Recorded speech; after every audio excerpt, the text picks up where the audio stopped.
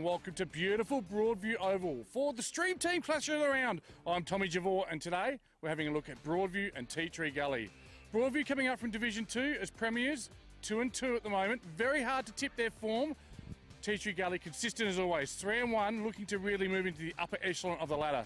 Today I'm going to be joined by Tony Neal and the entire filming footy crew. It's going to be an absolute beauty. No one knows who's going to win this one at Broadview Oval. Stay tuned, we'll be back with the game.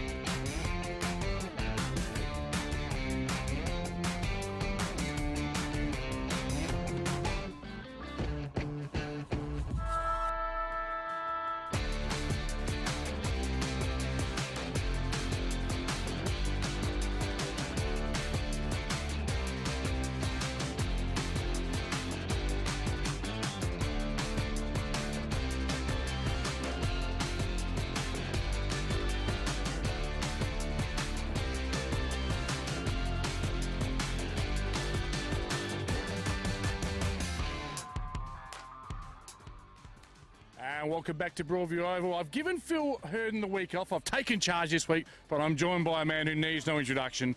He's probably the captain of the team. Welcome, Tony Neal. How are you feeling? Fantastic, Tommy. I'll tell you what, mate, she's pretty brutal out here in the B grade as well, so I'm looking forward to an absolutely magnificent contest down here at Broadview today.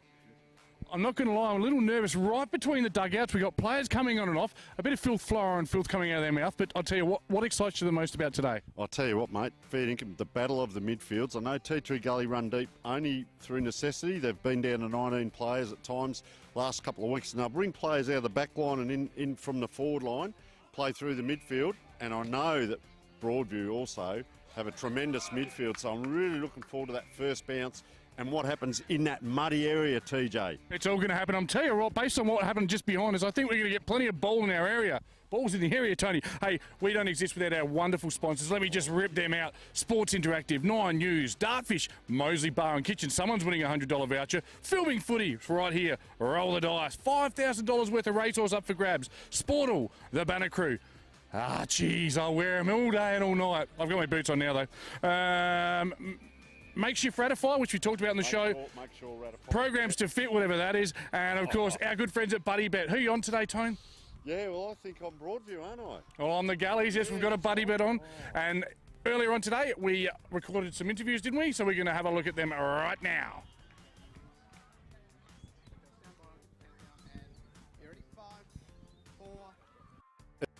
It's a pleasure to be joined by Matthew Burgess. Matt, as we know him as, coach of Broadview just prior to the game, mate. 56-point win away at Brighton, just sort of steadied the ship a bit now. 2 wins, 2 losses, sitting 6th on the ladder.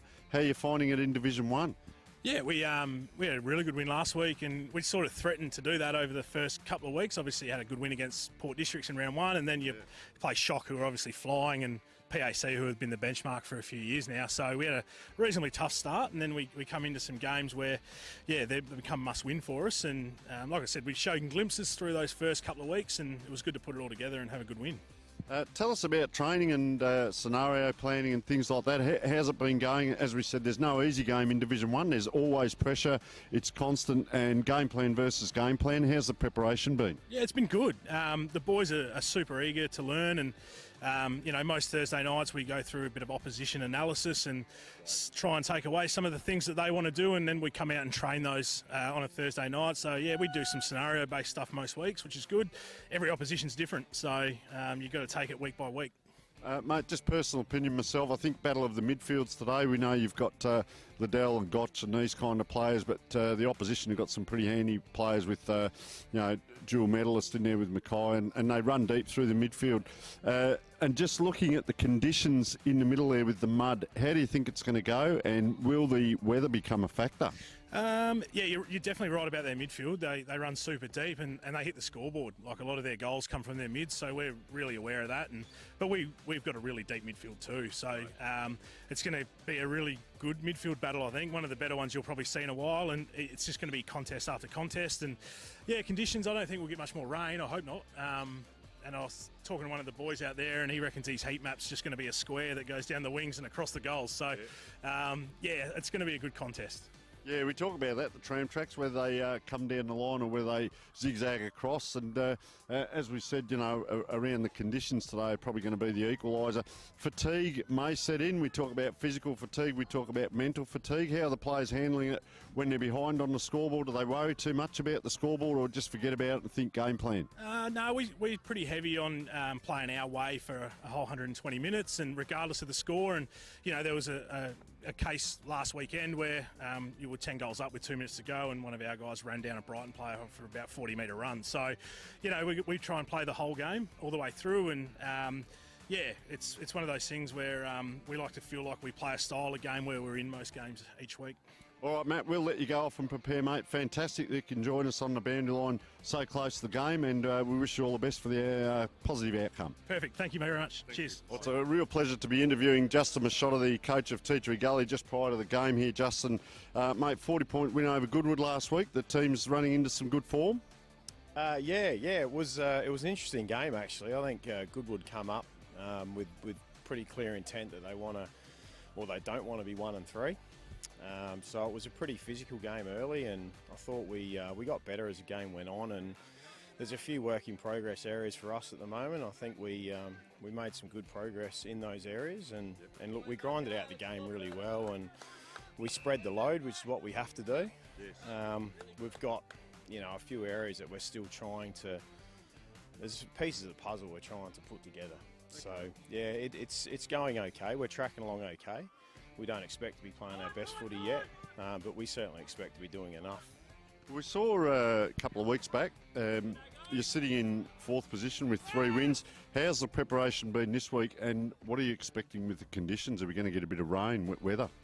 Yeah, well, I think it's probably the first sort of heavy track for the year.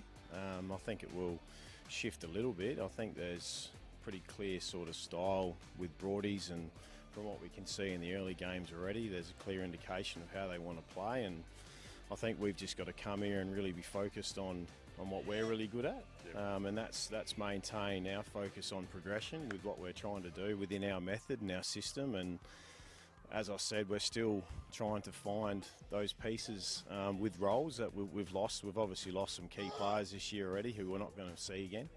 So we're still trying to work on that.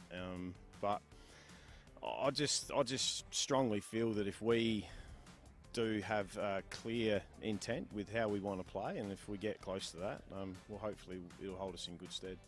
Look, one of the things I'm really interested in, I think in your favour, you got tested in one of the early games. You're down to 19 players, and you had to rotate. I reckon there were probably 10 players that rotated through the midfield, and I think today, with this kind of weather, the battle's going to be in the midfield first of all. The 2 talls up forward, maybe 4 smalls as well. Tell us about the rotations, and I guess now to know that you can rotate backmen and forward through the midfields that maybe aren't normally midfielders.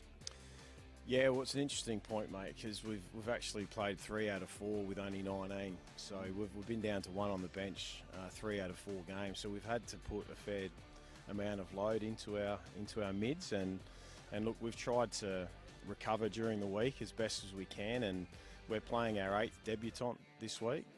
For the year, so right. sorry to burst your bubble there, mate. But Tell us about it. Yeah. Oh, look, it's Ryan Heffernan. He's a junior, and he's our 8th debutant this year. So we're playing a fair few lads under 19 at the moment, or around that mark, with under 10, 15 games experience. So it's great for our program. We are an education development program at the forefront and provide opportunity for our kids, but we didn't really expect to be playing this many at this time, coming into round 5. But look, we are certainly trying to spread the load through our midfield and even our forwards as well. Our forwards are having to spend a little bit more time around the coalface at the moment, just to try and balance the load. But look, we're going okay. We're tracking along okay at this point in time, load-wise. I think. Look, we're obviously trying to prepare for that winter block as well. Yes. The first 6 rounds is very important for us, and we're firmly focused on that. The old cliche goes 1 week at a time, but we're certainly really focused on that first 6-week block. And that point that you touched on then was going to be my final question. Big Blake Penny tickets. He's having a good season. Best on the last couple of weeks. He won the beanie and the thongs and kept them to themselves, of course. But will we see the rucks float up forward and change there? Will they rotate off the bench? Being a heavier ground, fatigue might play a factor. Yeah, look, I think it's a long ground. You can stretch the field quite well here. It's been a while since we've been out here, but yeah, look, Tico, he's been magnificent so far this year, and he's only coming into that bracket of experience himself. He's just turned 27, so he's got plenty of years ahead, and I think he's starting to show his maturity around the competition, not necessarily our footy club, but certainly the competition. Like we know what we've got there in Tico, and he's a diamond for us, and he's just so good around the footy club.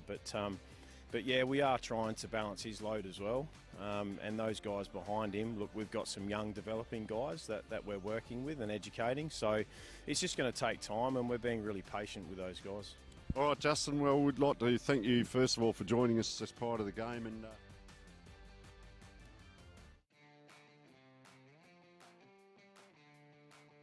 I'm on the commentator camera. Okay, mate. Well, I think we're going to have a little bit of a look at some club history, aren't we? yeah, for sure, mate. I might start with Broadview.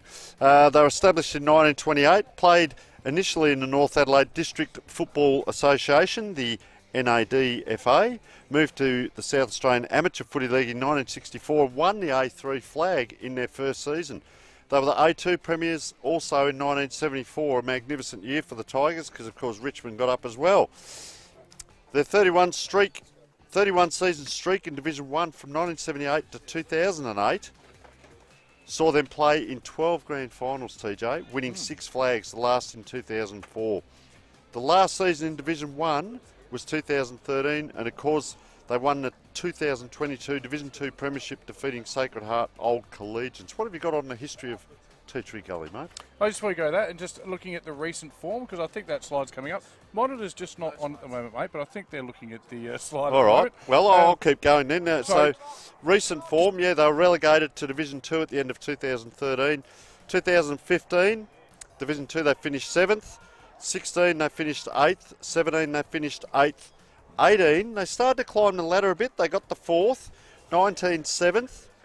Then they were 5th in 2020, and of course in 21, 6th. Last year, they finally cracked it. They got through. So Matthew Burgess. Yeah, Matty Burgess did a great job, mate. And I came across Broadview. Well, all my life I've been a local, so I feel like I've played against them forever. Of course, they are 2009 premiers in Div 2 as well, knocking off Payneham. Some great people involved, mate. But let's have a look at the Tea Tree Gully side of things. Tea Tree Gully's older than you. Are you aware of that? Oh, there we are. Hello. Great to see you. We can see ourselves on the monitor like a child at the candy shop. They are one of the oldest clubs, 161 years old. They've got over 800 junior and senior players. I was there in 2018 when they won the flag. It was a big day for the club, and didn't they celebrate, I tell you what. Also backed it up in 2020 with a Div 2 flag and replaced Athelston in Div 1 for the 2021 season. So let's have a little look at their recent history. Look, they've been pretty much Div 1 stalwarts. When they went down to Div 2, they were only there for a year. They're a very strong competitive team, you know, just skimming through 4th, 3rd, 2nd, 3rd. They're always in the mix until they finally cracked that Div 1 nut of 2018. Of course, over recent seasons, 9-9 and 9-9. This year they're already 3-1, so they're looking pretty good. Having a look at their season, it doesn't seem quite right to me. That one there. Oh, we'll leave that. I'll tell you what we'll go to is the coaches, mate. Let's talk about Matthew Burgess and Justin Machotta. So both premiership coaches in Division 2. Of course, Justin's also been up to Division 1. So, mate, you talk about a game and coaching under pressure, and you can get your home and away games. This is 4th versus 6th, so really good close game. I'm interested in the conditions as well, but as I said, both premiership coaches, so you go through a final series and then you've got to coach in a grand final and get up and win. So coaching under pressure is not going to be a problem. I guess I'll talk about toes on the white line, coaching on the fly, got to think your way through it. It's like a boxer. Everything goes all right with your training until you get punched in the face. Yes, everyone's got a game plan. Yeah. So Justin's had, you know, we heard him talk about where he had 19 players for 3 games. So you've got to manufacture a way, you've got to find a way, as we see Broadview coming out onto the ground. You've got to manufacture a way, and I'm interested. They tend to play 2 talls and 4 smalls at Tea Tree Gully, which has worked quite well. Peter Persnos wasn't in the goal scorers last week, but I've seen him kick 4 or 5 there one week as well. So it's going to be really interesting. Battle of the midfield, and then the forward lines when it gets there. As Tea Tree Gully take the field now, I was there a couple of weeks ago when Peter Persnos kicked 5 goals. He was electric. He set St. Peter's Caterer over a light. So, look, for Tea Tree Gully, I've seen a lot of Tea Tree Gully over the last 5 or 6 years. Been a lot of their games. Just have that slight change there. Beautiful. Okay, Alex McKay, the man they call Alma, he's a star. Co-captain Shower Makers and Tickets Penny. They'll be crucial. The battle in ruck, Blake Penny and Aidan Friday. Can they give those on-ballers, those experienced Div 1 on-ballers of Tea Tree Gully first use is the question. What do you like on the Broadview side, mate? Yeah, well, I looked at their best players, and Sam Daniel, number 23, was in the best players last week. Hamish Ralph, of course, and Logan McKinnon Collins. So if you look at the players in form, they're the 3. Of course, the big fella we came out and presented with the beanie as well, the big ruckman there. Chol. Was it big Chol? Yeah, that's it. Chol and Yang. Yep. So it'll be interesting. As you said, the first bounce. But I guess what they've got to contend with today is there's 3 or 4 cricket pitches wide there of mud. And if you get the ball out this side of the centre circle, it's clean ground. And watch for Alex Mackay at the back of the pack. He tends to do a lot of that work at the back, and then he'll run through. If Penny can get the ball to him. The other thing I've found interesting in Division 1 this year is that the ruckman, if they both hit the same way. Okay, yep. So you can find things happening there as well. Goal scorers, the other bit is with Broadview, Kobe Russell. He's kicked 6 last week, and then it went to O'Leary with 2. So are they one-dimensional up forward, and have Tea Tree Gully put some work into that? Because Tea Tree Gully, they tend to really share their goal scorers. They had 3 guys that kicked 5 a couple of weeks back. Last week, Latham 3, Mackay 3, Spence 3, Cancel with 2. So a real spread of goal scorers as well, TJ. Yes, Mackay, not Mackay. Well, depends on where you come from. Tea Tree Gully I come from, as they're just about to do the toss of the coin, mate. So this is a crucial part. One thing Broadview did do last week against Brighton, at Brighton, 7 goals in the first quarter. And when you start like that, you tend to win games of footy. So the umpires now, of course, it's not Umpire Appreciation Week this week, so we don't all have to shake hands 35 times. But, didn't they do a good job last week? Blake Tickets Penny will have the call, I think, as the visiting, and he has won the toss, and he's pointing back. He's either hailing the cab or pointing back over his shoulder. So I think I'll call it the playground end. I'm not sure what else we could call it. It's the McInnes Road end. Tea Tree Gully have won the toss, probably going with the aid of a 0 to 1 goal breeze. And what other weather conditions you got for us, T. O'Neill? Yeah, 16.5, feels like 13.6, so it is going to get to 16 today, so we're already over that. There could be a little bit of gust of winds, 19 kilometres an hour, 50% chance of at least 2 millimetres, so if it gets a bit cloggy again, it'll really be claggy in the middle there, 25% chance of at least 5 millimetres of rain as we speak. Let me ask you this, Tony. Where's my van? Where's my bloody van, mate?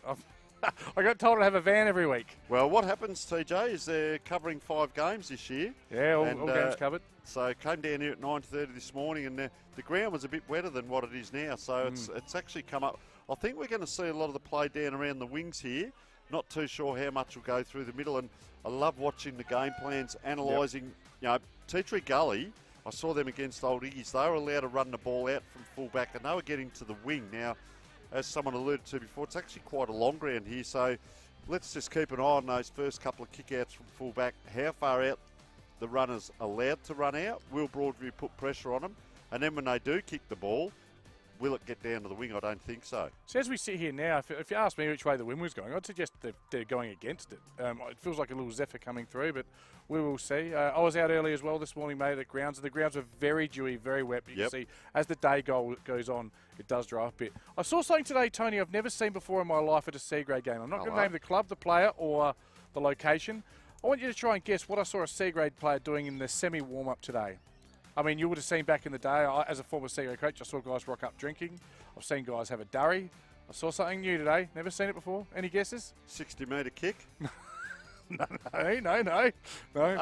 Vaping. Oh, no. Fair dinkum. I cracked up. Hey, look, you know what? Lower Division C grade, they're out there with their mates having fun. I don't vape myself, I don't get it, but each to their own. It's legal, so there's nothing wrong with it, I guess. But probably before a game, I wouldn't advise it. Oh, dude. Well, there's pictures of Robbie McGee smoking during the grand final that Richmond won. Yeah. On the ground during the game. So back in the day, just smoking. Mate, let's talk about Buddy Bet. We've got to gamble responsibly. Great sponsor. Not looking for a vape sponsor. No. But what's going to be our Buddy Bet, do you reckon? Well, I've got the Gullies. You've got Broadview. Yeah. I just think the hardened bodies, I think it'll be close, but I think Tea Tree Gully, what they did to Spock, they got him late. And, like, you know, the footy vernacular is these days, you've got to pair off.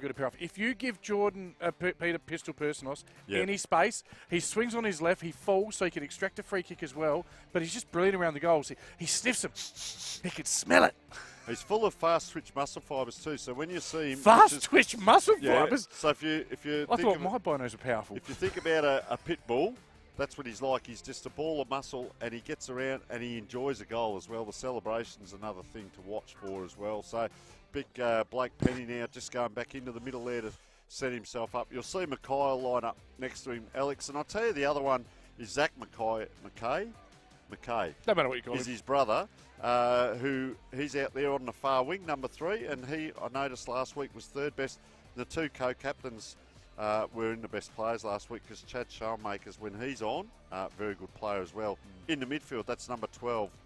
Think about Mackay of the Zach variety is he can look like he's not having a good game. You check the stats at the end of the night on the Dartfitch stats and analytics. The other day he had 23 touches. I didn't think he played that well. So he does. He just creates. He gets there. He works hard. His engine is fantastic. And we did have a chat with a couple players. So this is Tyson Breeden on this wing. Zach Mackay on the other one. I love the midfield matchup. So let's have a look what we've got. Lukey Brown back from a hamstring. In there with Love Island's own Alex the Boss Mackay. Also looks like we've got the captain, Chad Showmakers, and Tickets Penny. What have you got for me for Broadview there, Tony? Yeah, well, just on the wing here, you've got Cooper O'Leary. You've got Big Chol Anyang in there, number 32, of course. I'm just waiting to see. Nick Liddell from South Adelaide. Liddell and where Gotchi's, so just waiting to see there. Could be Wilson, is it? Xavier Gotch, the man they call Boxhead. I'm not sure if he's in there. And we're off for the first play. Big Tickets, Penny and Chola Yang. No one actually touches the ball. Ball at ground level. Stoppage. Good release handball there by Broadview. And they're off with the first forward foray. High contested ball. Reaching over the top. There'll be a lot of contests in this one, you'd think.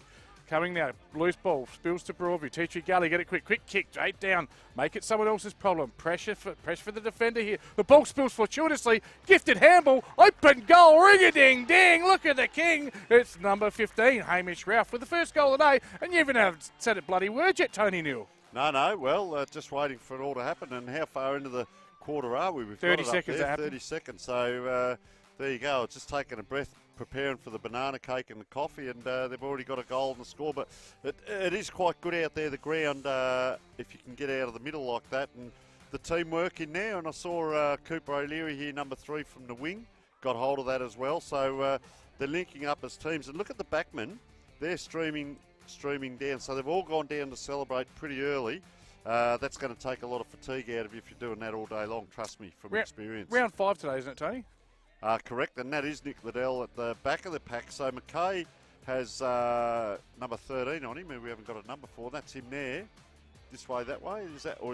Yeah, that is 13. Have you got 13 there? That's Sam Danielle. He's a star of a player. He'll get plenty of the ball all day. Down to the half-forward line. Spills across.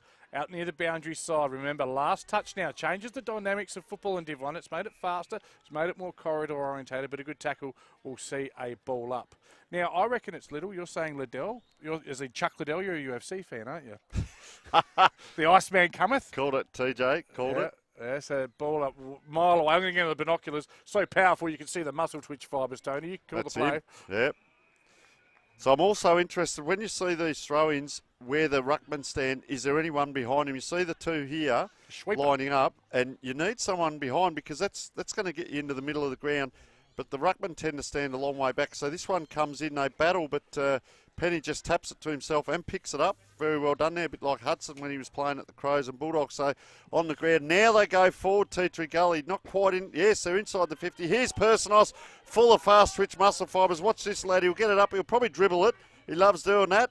goes around the corner and just watches it through and says, there's how you go about it, guys.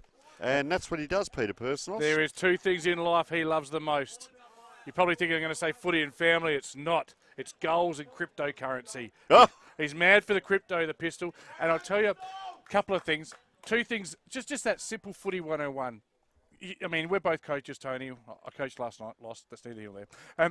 Kept his feet, must keep your feet, and clean. Took it in one possession, didn't stuff around, backed himself to kick the goal from 30. Brilliant, Peter Personal. 50-50 contest, so the pack wasn't there. There weren't 8 or 10 players around. It was just a plain old one-on-one. So I'm looking forward to seeing if there's a little bit more of that today. As Sean makes you see, he's on the left of Little there, so if they can get it out that way, but he's probably going to have to run through the mud. So Penny just stands and protects the space.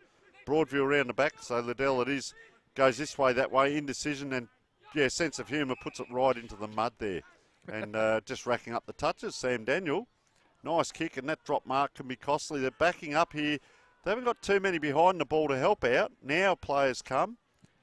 Just a high kick down to a 50-50 on that far side. And I will say this, TJ, massive crowd here today. Our side of the ground is chock-a-block, and you can see all the cars on the hill out there as Broadview now. They know their ground well. Chol calls for it in the middle of the ground. Chol Anyang there. Gets ignored. There's 2 free. Liddell's calling to kick it to him because he wants to run onto the back of it. He's almost been that spare back in Liddell here. Now he starts to trot forward as Broadview. Geez, they need to hit. Can't quite get that. I reckon that's Sam Daniel again. So Teatree Gully are out, but they've set up well down here, Broadview. Yeah, no, they've just to give it straight back to him there. And Broadview now has a chance to chip and charge. They look and go down the line. Looks for big Chol. Chol takes it on his chest well. Gives the hands. Little's been everywhere. Former South Adelaide superstar. I know I overuse that word, but he was a very, very good league footballer for South. Might have been runner-up in a McGarry medal even. And they'll come back inwards. And why wouldn't you give it to that man? He's going to be able to use it well. He'll be balanced. And he's about 65 out, probably too far out to score. But they practice from here a lot, just outside their change rooms. Beautiful kick. Nice high grab, taking it at its highest point and giving him one to go on with. It's that man, Kobe Russell, and he has shown, and he's taken off him, and that'll be 25 as well. That's actually undisciplined, Kobe. That's not good enough. You're 40 metres out. You're about to give your team the lead. You didn't need to give him one. You did. That wasn't the bad bit. Kicking it along the ground, that's just petulant little childish stuff. Right in front of us here, Alex McKay calls for the ball. He'll get to ground level. And look at him go. He races in. Good tackle. Take it over the line. Good football all round. Just being scored over the line by Callum Flanagan. And they come in and they drop him and they'll give away a free kick. Stupid play, Tony Neal. Yeah, he sucked him into that. He knows his way around the footy oval and he loves it. He loves that heat in the kitchen, and that's a nice kick in. So he wasn't involved in the contest here. He couldn't quite get to it, but he put in a little bit afterwards, and now they're inside that 50. Player goes this way, that way, and brought the ground. Still in the hands of a player. Geez, I'll tell you what. Zach McKay, that was. Yeah, he liked that off the boot there, but celebrates a point in a big way. One of the best points Teatree Gully have ever scored down here. Let's go by the celebration. Let's just see whether they give Broadview any room. Will they go short? Most clubs will give you that. And a big tall player here in the back line. So it's interesting. They are going to switch a fair bit. They haven't got very far, though. They've probably got 10 metres forward and 30 metres sideways. Just shifting the zone, though, Tony. Just shifting the zone, but bit of pressure. And good ground level read. Well done. He's got his back to us, so we can't tell who it is. An over contest right just to the left of us. And just have a look at the wheels on Logan McKinnon Collins, Tony. Just there. The pink wheels. You'd want to have a good game, wouldn't you? Just checking out the Teatree Gully player there. Very slow to get up. They wouldn't want to be down. They know how to win games from having only 19 or 20 on the bench, but or on the two or three on the bench, yeah. But just very slow to get up. We're in the Dartfish beanie too, the trainers today. And that is number 30, which is Adrian Friday. So he's the backup ruckman. Oh, he's not well either. He's the backup ruckman. So Blake Penny, probably up to it, but he's up against Chol Anyang today. So he's coming off, not going off the interchange. So may not see him again. What's that mean? He can't come back this quarter. So that's number 15 for Teatree Gully. Ryan Heffernan, debutant there. Good size too, just running on. Okay, ball in just in front of us. Umpire finds a free to big tickets, Penny. Probably just use his strength to get the front there and forcing Chol to just grab a hold of him. See, Anyang went straight down into the back line there too. Good discipline. Now, I was just going to say, Tickets Penny's a beautiful kick of the footy for a big man. Went at 93% last week on the Dartfish stats. Ball at ground level. McKay just slips over. You must keep your feet. They'll fight in here. They'll lock it in here, and I think we'll have another ball up. Right, they're battling away. Umpire lets him go, and it does spill out to Tea Tree Gully. Jaina handballs from the pocket. This way, that away, inboard. That might be Personos, is it? And it's just hooked to the near side for a minor score. It's a close one early. It's Tea Tree Gully 8 playing Broadview 6, Tony Neal. Yeah, just wondering here, TJ, is it going to be costly, these misses? As you said, the wind really, it does look to be going to the right of screen here if you look at those trees. So let's just see this kick. So he gets to trot out a little bit further. They are trying to be nice and pinpoint the kicks, Broadview. So they've got 1-2 there. So it's going to take a while to get from one end to the other. I think this is Ben Manning now with ball in hand. Another nice looking kick and good jukes. That's how you take a mark right in front of the eyes. I think it's Russell. Is it? No. Yeah, it was Kobe Russell. Down to forward line. Gee, beautiful turning kick. Chain of kicks there, 3 in a row. 1, 2, 3, 4 in a row. Now they've got the ball 45 metres out, probably just outside his range. And he's looking. He'll go to the top of the square now. Goes low and hard, and it'll be all Tea Tree Gully back there. Yeah, nothing was on, so probably needed to give that one a bit of air and let the big men fly, but turnover now, Tea Tree Gully. They'll come out through McKay of the Alex variety. Just taking time off of his busy reality TV career to play today. He's nice, neat-looking kick to half-back, and they're out of the danger zone across half-back. Tony Neal. Yeah, right up against the boundary line here in front of the Broadview coaches marquee, we call that. So taking a long time to get that ball on. It's coming right in close here too. So Troll goes up with the big fist, Anyang that was, and just a little bit of attention afterwards there given to number 22, Brody Latham, who, yeah, really good goal sneak up forward. So William Cansell coming off. Umpire throws it in. No one behind the two rucks, so it comes forward. Show and Makers couldn't. Bit of space, a bit disappointed there with Tea Tree Gully. There's a lot of space there for the Broadview players, but that's kept in. And Liddell, you call him Little and I'll call him Liddell, and one of us will be right. Well, they called him Little for 10 years in his Sanford career, so... I might go there in that pass. Just quickly, Tony, injury update on the player that came off. I didn't get his number, but he is okay. He's drinking water. He's had Friday. a bit of a... Was Friday, was it? He's had a bit of a Black Thunder chunder, and he's all good. Looks like he might be coming back on. Looks like he's got one in the ribs, maybe. All right, ball right in front of us. He tries to back out. He's slippery, Danielle. But he'll get it back here, will he? No, good overlap there, but that's a savage cocoon of terror. And you are gone, son. Beautiful tackle there from number 33 for Tea Tree Gully, Jordan Personos. Brother of. Yes. Both very good players. Oh, bit of a keeper. They go to Tickets Penny. That little 45 ball opens the ground up. Tactically very... And look at the player streaming from defence. Look at him go. He's like me with a Hungry Jack's voucher. He's off and Ty running. Jaffa. Yeah, Ty Jaffa. Oh. Young fella. He is very pacey, and he's just done enough to, after not quite making... Didn't make a meal of it. Didn't get the bounce he was after, but they'll have a ball in right on centre wing. Interesting thing there, TJ. They honoured the lead, or honoured the run. But look at the players. I call it the migrating wildebeest. You can see them all coming from everywhere around the ground, trying to make it a small-sided game. There's what I'm talking about. So another free kick here to Penny. So they're really having that tussle in the middle, Penny and Anyang, and Penny on top at the moment in the ruck. And as you said, look, as I was about to wrap up the kicky handballs, but I'll tell you what, that's a long kick and it's down the ground as well. What I'm noticing about Penny is he's taking front position. And because of the size of his body, he's a big fella. His experience has been around for a decade. He's not quite able to move him. A couple of boys coming on. William Cansdell, former award winner for Dartfish, and he'll be joined by Tyson Breeden will come on. They enjoyed that one. Just trying to pick up who this is. It's right over the far side there. We'll know who it is with the orange boots, but... it's not Personos, is it? Well... If he's a left footer, we'll soon find out. I reckon it might be. Well, he's having a shot from 95 out an angle. Probably is Personos. No. No, it's not Personos. It's a nice looking kick. Umpire doesn't move far, but he does just pull it across the face. Fair effort, but no score. Zach McKay just makes way for Cansdell. Might have been Spence, I reckon. He kicked a few first week in. Yeah. Spittle out this week. It's not a good omission. Luke Brown in. Luke Brown has been quite early, though. It has been all over the other side, though, Tony Neal. I'm going to get on the binos and see if I can pick up some of those muscle switch fibres. They're getting the freeze at the moment, Tea Tree Gully, probably because they're first to the ball, it's fair to say. Brown's on his own, just short there. High up and under. The big man will fly. Good spoil. Oh, golden fist. There it is. Yeah, ground level. Brown this way. What has the umpire found there? Maybe a trip too low. Is that still a rule? You know, if your hand slipped from the hips down to the knees and lost a player in a grand final due to that. But I was looking at that, Tony. You were looking at that. Was that a free kick? Well, I'd have to see it again.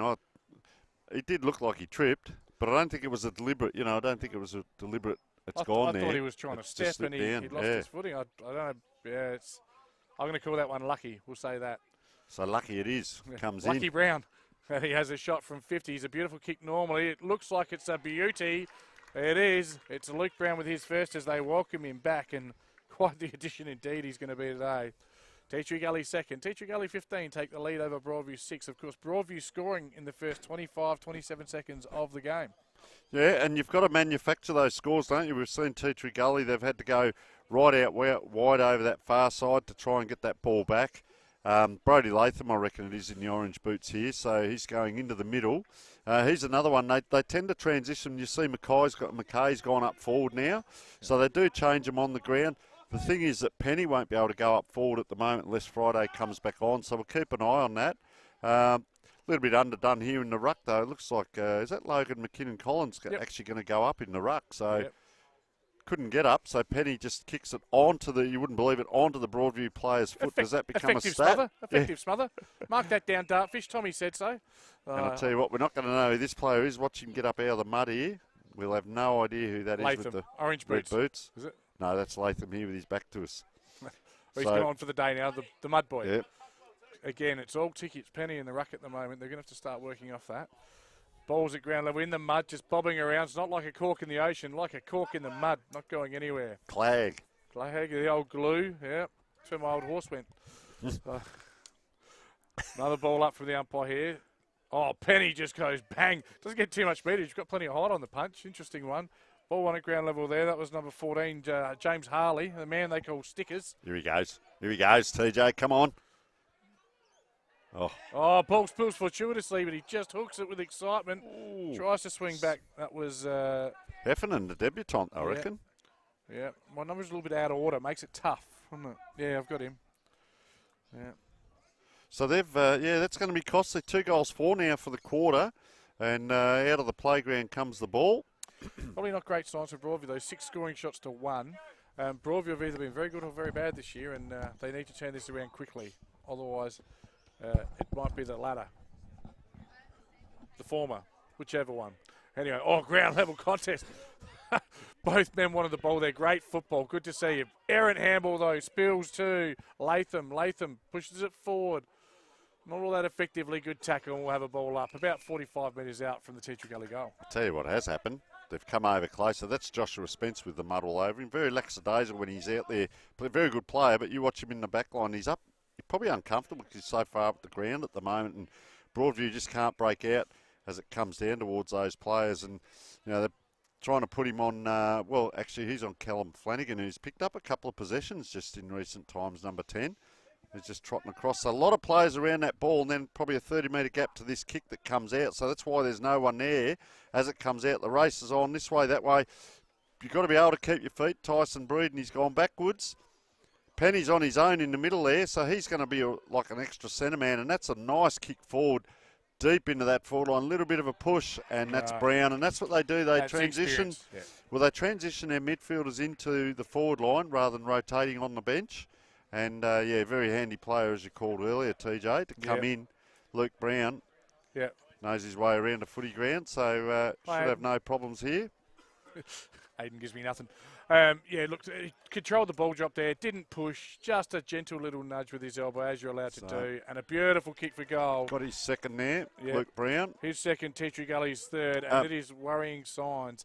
And if there's a breeze, I'm surprised. I called with Matt Gale the first game, and we were sitting here calling, what it's like, you're trying to keep track of all the players. He was actually taking Luke Brown's stats, 21 stats in the first half.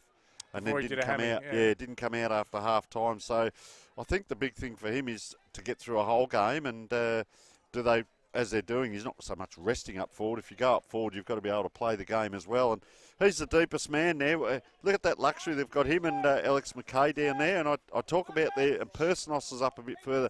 So they have the 2 talls and the 4 smalls running around. Penny's dominating in the middle, I'd say, with the ruck. He's just gone in and pushed the player over. Little here, takes it, pushes down the forward. Good kick. Russell is it in the lead, just goes through the Dukes. Teacher Gully will clear, make it your problem, the old chaos ball that Dwayne Russell calls it. Clears a line, carries another 30 with the bounce, but Broadview should reload here. Errant handball allows Teacher Gully in. Good, solid bump. Oh, grassroots footy. They come in as well. They call well done, Harley. So it must have been James Harley. That's correct. To McKay. Ground level, front and centre. Teacher Gully got the run. Personos to run onto it. He's dangerous. When it's your turn to go, you go, though. And well done by the Broadview defender. Left Luke Brown and said, I'll go get it. And he gets the reward of a free kick for last touch. Wasn't too happy about that Personos either, just turning through the arms in the air, but that's frustration. He'd made the work to get into the space. This is what Broadview are doing well here. They get these 2 or 3 kicks, and you saw them put them together where they got right down to the forward line, but they're going around here, so it's a bit of the Port Adelaide game plan, or a lot of teams do it now, but you've got to hit every kick. Teacher Gully are up to it, so they've pushed out, so they make it good one-on-one. There's one short, really short there. So what happened last week, Teacher Gully lost the stats because they allowed them to do this deep. They will allow teams to chip around the back line, and they set up so well behind the ball. So it is very, very hard. But this time they extract their way through the zone. The nice 45-metre in-ball kick. Logan McKinnon Collins goes, but the kick there, it's just an errant kick, finds its way. They look up again. It's Teacher Gully mopping it up back there. Too easy, wouldn't it? Yeah, they're working well back in defence. Very disciplined, and they're out the other side, and there's space. Looks like Zach McKay, but he's a long way away. He just may eat some hay, to quote Happy Gilmore. A bit of a rhyme there. So he made something else there. Yeah, and I reckon he's probably going to be punished for that. The umpire says no play on. It's always awkward when you bounce the ball and it hits yourself in the knee. Yeah, I'll tell you what else, TJ. We noticed that ball came out from Broadview. They went across, came out down the ground. It's like old-fashioned circle work. Gets down to the other end and then it goes out the other side as the 2 ruckmen now come in. There is a player behind. He's just too big, Penny, isn't he? And he doesn't have to jump a lot. He just puts his body in where the ball's going to fall and they just can't get to it. So Chol Anyang, probably my advice to him would be to stand back and try and jump and get over the top of him rather than take him on body versus body. But what would I know? So out they come now. They really rate themselves on their kicking, and this is what happens. Brown's followed it, which is good discipline. He's not a lazy forward. He's put that to space now, and the ball, luckily, that's holding the ball. It's taken too, yeah. Luckily bounced up, I was going to say. No, he had to wait a little bit there. Yeah, and poor Cody Tape. That's holding the ball every day of the week. Good tackle there, Darcy Modra. Yeah. Okay, Modra goes to Rhodes. Rhodes again. They've got to get it going. They can't just keep chipping. Hamish Ralph, it looks like. Ralph, whose dad liked our show, but unfortunately his kick is errant. We're not really under pressure, and you must make those kicks against a team like Teacher Gully. So 20 minutes in on the far side now, and Personos, it is just that nice, neat kick and too much space for our liking. Looks like Latham it is with the orange boots. He points, and then he goes into the square as they settle, and McKay, it is, takes a grab. And I'll tell you what, he's a very... Oh, hello. There's a free kick here to the Broadview player, Anthony Carlisle. I just want to apologise to our viewers. We are right between the boxes, and with a free kick like that, there was actually some disagreement from the Teacher Gully bench, so apologies if you're getting any of the audio of some of that language. Fair call, but it is grassroots footy, so, and they're passionate people, and here they come again. They turn it over, quick handball right on the boundary there. He'll centre it. Can they go again? They fly, beautiful fly. You saw him coming from way back. It was that man. Number 10, wasn't it? Yeah, I reckon that's Cody Tape who got tackled here before and lost the ball. He's had 3 number changes. And here he is now. Geez, that was a good grab too, wasn't it? Is that Cody Tape? Thank you. It's Cody Tape, Tony. Yeah, I noticed about 5 of the players and trainers and everything turned to you. And it's good that they help us. Yep. And look at that kick, straight through the high diddle-diddle. And Cody Tape, it is with his first. This is what I was talking about. They share the goal scorers. You've got Brown with 2, Personos with 1, and Cody Tape with 1. So they're really sharing those. 8 scoring shots to 1 now, and I think you hit the nail on the head, that first goal in the first half minute to Broadview, and haven't really put up a yelp. They've gone forward a couple of times. Teacher Gully is so well drilled on their structures with Justin Machota. They need a lift in the midfield, Broadview. There's absolutely no doubt about it. And Yang, you're right, needs to jump, and he needs to jump all over him here. Jump over the top of him, do what you got to do. And some of the other midfielders as well really need to get themselves into this game. And Yang versus Penny. Penny will just take the position of it. Penny actually jumps, and it takes the jump away from him. Again, Tea Gully should get the break, but well read. Danielle, he's legged that time, is he? No, apparently not. Penny, he's strong. He's big. It's a throw. Gets it back, though. He just gave it to him, didn't he? Got away with it. Yeah. Good play here. Well done by Broadview. The tackling pressure of Tea Gully, very good. They should clear. This way, that way, dangerous. Downfield. Yep. Crossfield, to be fair. Yeah, Carlisle again. Look at the two ruckmen here lining up too. Some pretty physical Div 1 footy here. Or just goes with the one hand. But this should work. Down the line, down the guts, time to go. Shake and bake time. They go wide, though. Again, Tea Gully working back. Gives him a push. That could be 25. Tyson Breeden, I reckon that was. Or it might have been, looked like Riley Verrill, actually. Yeah, RV, as they call him. A recreational vehicle. He comes across to Buckets Asprey, I think. Asprey goes inboard. Nice 45 kick. Finds Luke Brown. He's pretty much everywhere now, Luke Brown. After we said he had a slow start, he's probably had 7 touches since then and 2 goals. Yeah, he gets around, doesn't he? Oh. With a kick. Reminds me of someone I used to know. But anyway, moving right along. Ball bobs up. They're definitely in for the contest. It's just, Tea Gully free kick. It's just for me, they seem to better structure up forward. Going forward, they've got a real plan, Tea Gully. Very smart, Alex McKay there. He took the ball and then pretty much let it go straight away and gives it across to Brown. And he's almost like 2 players in one because he's up in the middle of the ground and then he's down forward. And I guess as a coach, you don't mind your midfield. If ever I could get someone on commentary, I reckon Peter Persons would come in and give us a word whilst playing a la The Rock back in 2000. He's after his 3rd goal, he reckons. Luke Brown lining up. He's a character person, so I love him. All right, so Brown with ball in hand. Yep. Just a little off the centre of the play there. Comes in, gets close to the man on mate. That's a high kick, and that's just drifting out to the right. But doesn't certainly, that's their 5th point. Doesn't look like too much breeze out there troubling Luke Brown. There's no way you can dress it up, mate. It's 9 scoring shots to 1. They're probably the only thing they can take out of it is they're not out of the game yet.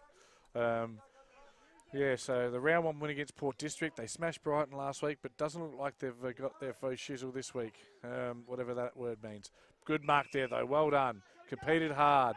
That was, who was that one, Tony? Jack Fergus, that is. Big Jack Fergus, yep. But again, it's stagnant and allows Tickets Penny just to drop back in this hole, and he's going to kick it straight to him, you feel, unless he chips short. It's a nice-looking kick, but it's 2-on-1, and yeah, just willing himself to the front and not. That's Josh Flynn, is it? Goes inboard to 3 of them, and it's all. They give off the quick handball. Ty Jaffa it was there. Yeah, shower makers. Came inboard. Martin it was there, but now they've got it back. So Broadview, can they clear? Can they find some clean air? Again, high up and under. And he makes his way, and he's good over his head, isn't he? Oh, he's off there too. Centres it. Oh. Giving it up. Broadview now 1-2. They got back up. Not too bad there, so it's just that little chip kick, but as you alluded to earlier, they tend to come sideways. There's the most dangerous kick in football right there, and that is that 45 degree where you come in right to centre half back position, give it straight back. Sean Maker's beautiful left footer and gets it out to Robinson. Jake Robinson, who played a hand. I look at Tea Gully, and a lot of them do play their role, TJ, and this is one of the players. Might not get 20 or 30 possessions, but when he's needed, you know, he might be 3rd or 4th in line in the forward line, but when he's needed like that, they can use them. And it's a good thing in football to have faith in your teammates. Takes so many different elements to make up a premiership team. I look back at the Crows in 97. Shane Allen steps up to kick 5. That's the type of player he is for me. He can just play a role, back, forward, whatever. He'll line up from 40 metres out on a 45-degree angle to high up and under kick. And he's just pulled it going for the distance. Nearly puts it in the beautiful playground. I'll tell you what, Tony, I walked through there because I thought we were on the other side. A BMX nearly killed me over there today. So there's plenty happening around the outside of Broadview as well. And the new precinct just being built behind us, the new, I don't know, what is it, $20 million building or something? It's going to be absolutely magnificent. Looks good. So Broadview here coming in now. That's the longer kick they're trying now to try and break through. And Tea Gully strong again in the air. Player brought to ground. So you see Big Penny now and Anyang. And I think Anyang's pretty much following Penny around. I'll just keep an eye on those two and see who's following who as it comes in. Penny again puts the hands up, gives first use of the ball to Zach McKay there around the corner. Personos it is, he's after it. He's got 3 to beat. So Broadview are outnumbered, I'd suggest. Oh, he might be gone here. No, he's done. He went down He's quicker done. than my Yeah. crypto wallet. They're out too here, Broadview. Yes, and centre wing though. Oh, big fly. Good to see him competing there, but Teacher Gully have dominated the air, but now at ground level as well. The organisation, Penny must be his 10th touch. He's been elite. Maybe best man on the ground. Gets it back. You give a man a rap and he'll drop the ball for you. That's his third or fourth handball for sure. This way, that way. Look at that turn from Luke Brown. Gee, he's good enough to play the AFL. And that is a very, very limp siren. But that is quarter time. And we are just about to go. What an intense quarter. At quarter time, it is the visitors, Tea Tree Gully, 4-6. The Tigers, 1 straight goal. Your buddy bet is in huge trouble. And Tony, we're going to have a look at some very important sponsors.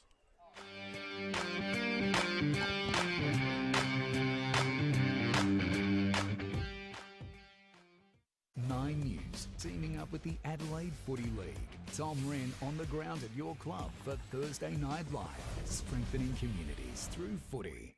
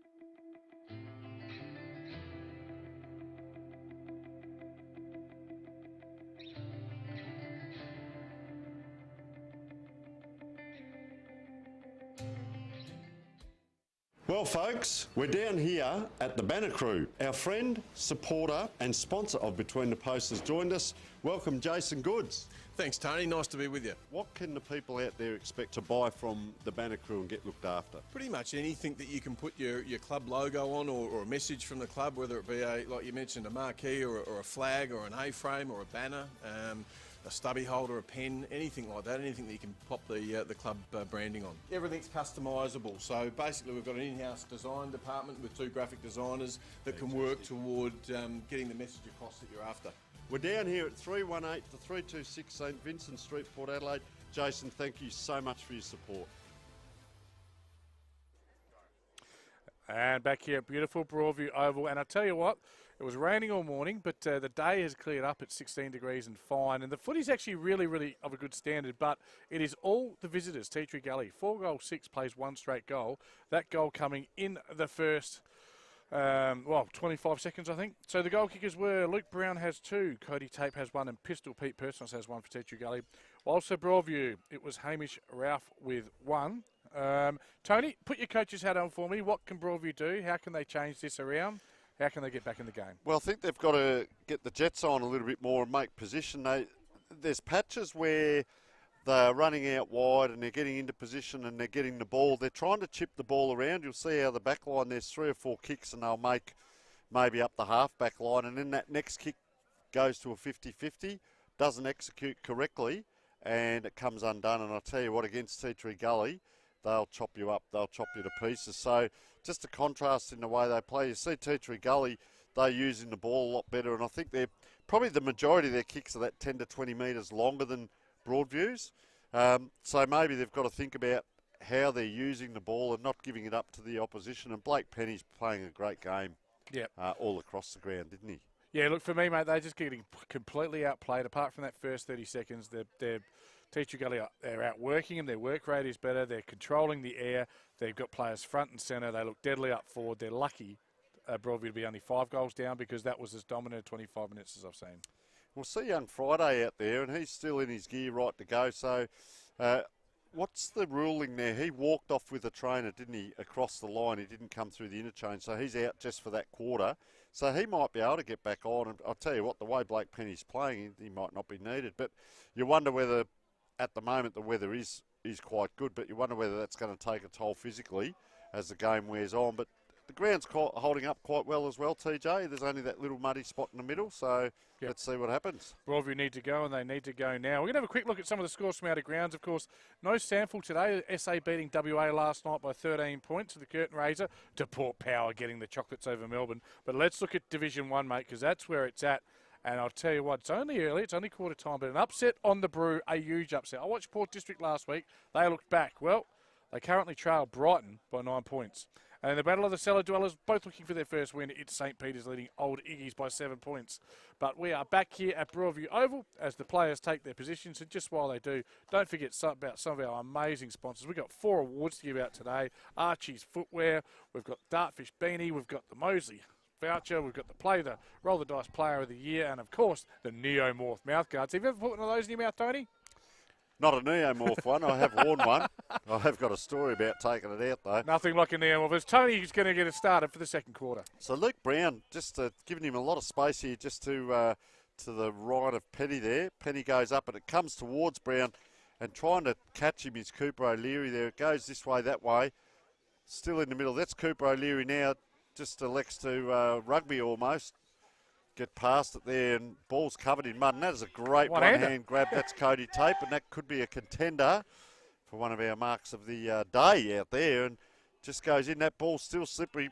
Surprising, their ball's full of mud, and they're taking marks like this. So they're going to line up, and this is very handy, Brody Latham, right in front of goal. So can we see a mirror image of what Broadview started with in the first quarter?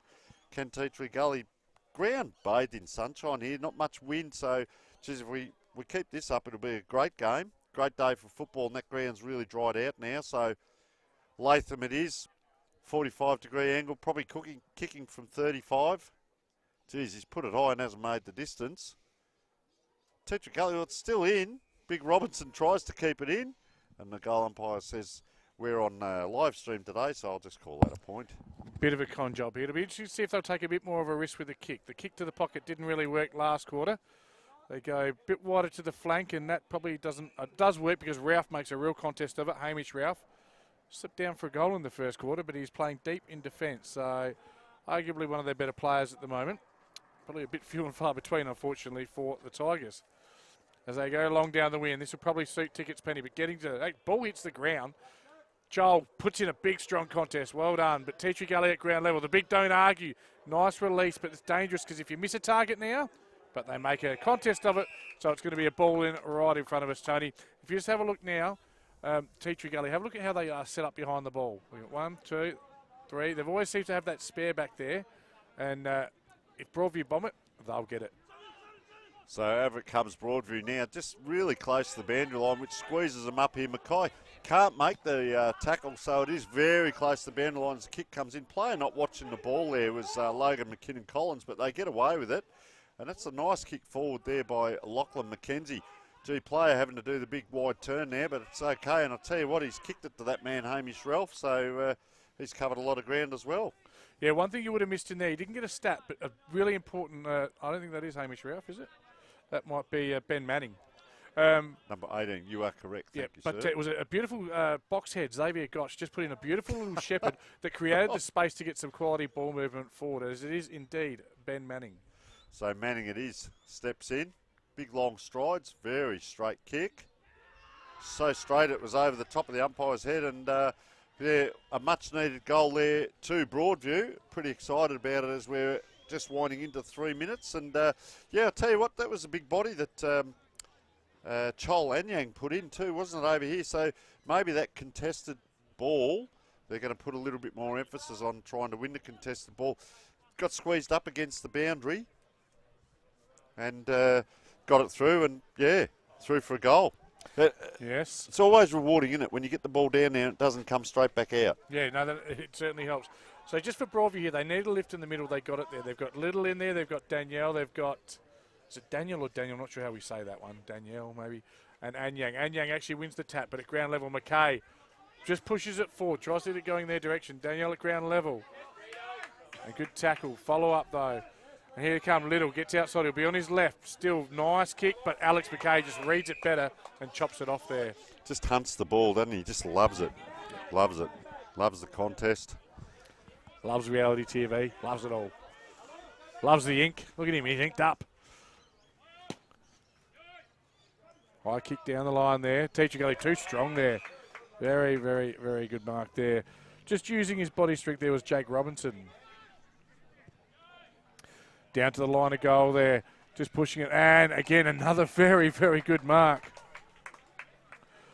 Was number 15 there. That was. Have you got a number 15 on your sheet? Teacher Gully, Ryan Heffernan, the debutant. Oh, yeah. He slipped down there. He was number 27 on my sheet. It's not a numerical order. No. Heffernan lines up. Nice looking kick. I thought it looked it from this angle, but no remonstration. So just to the right of the post from this angle as you look at it on the TV. And it is their 8th point. So not good kicking. And that, again, you mentioned it already, Tony.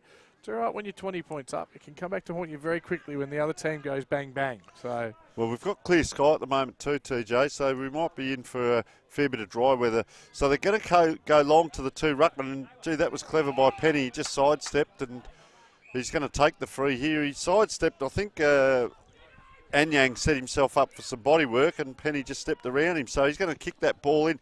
Geez, I tell you what, too much space right out in front there, and not able to take it was Latham. I reckon the sun was in the eyes there of Brody Latham, but contested ball, and that's fierce. That is really fierce in there. Yeah, and I'll tell you what, Cody Tape, he's not having too bad a game there. If he can take some good marks and just that tackle there as well. Well, I think it was a sling against Broadview, actually. I think that's what the signal was from the umpire anyway. So he's received the free kick, put his head over the ball, got slung, and he'll line up, Tony. So he'll kick from 35 again, probably 30 this time. Long way back from the player on the mark, just steps in, gives it everything.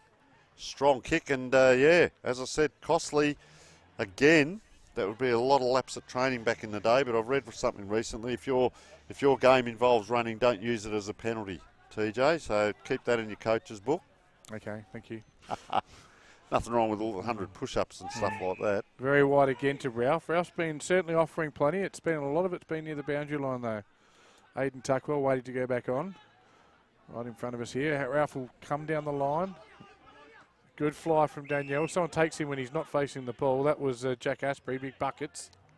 Aidan Tuckwell playing for Teacher Gully, but he's got a tiger on his tattoo on his leg. Yeah, he's confused. Don't think that's Broadview. Comes in board. Flanagan makes a bit of a meal of it. A ground level person off, very, very familiar pickup. But long, wide, handsome. Again, Ralph just doing well in defence here.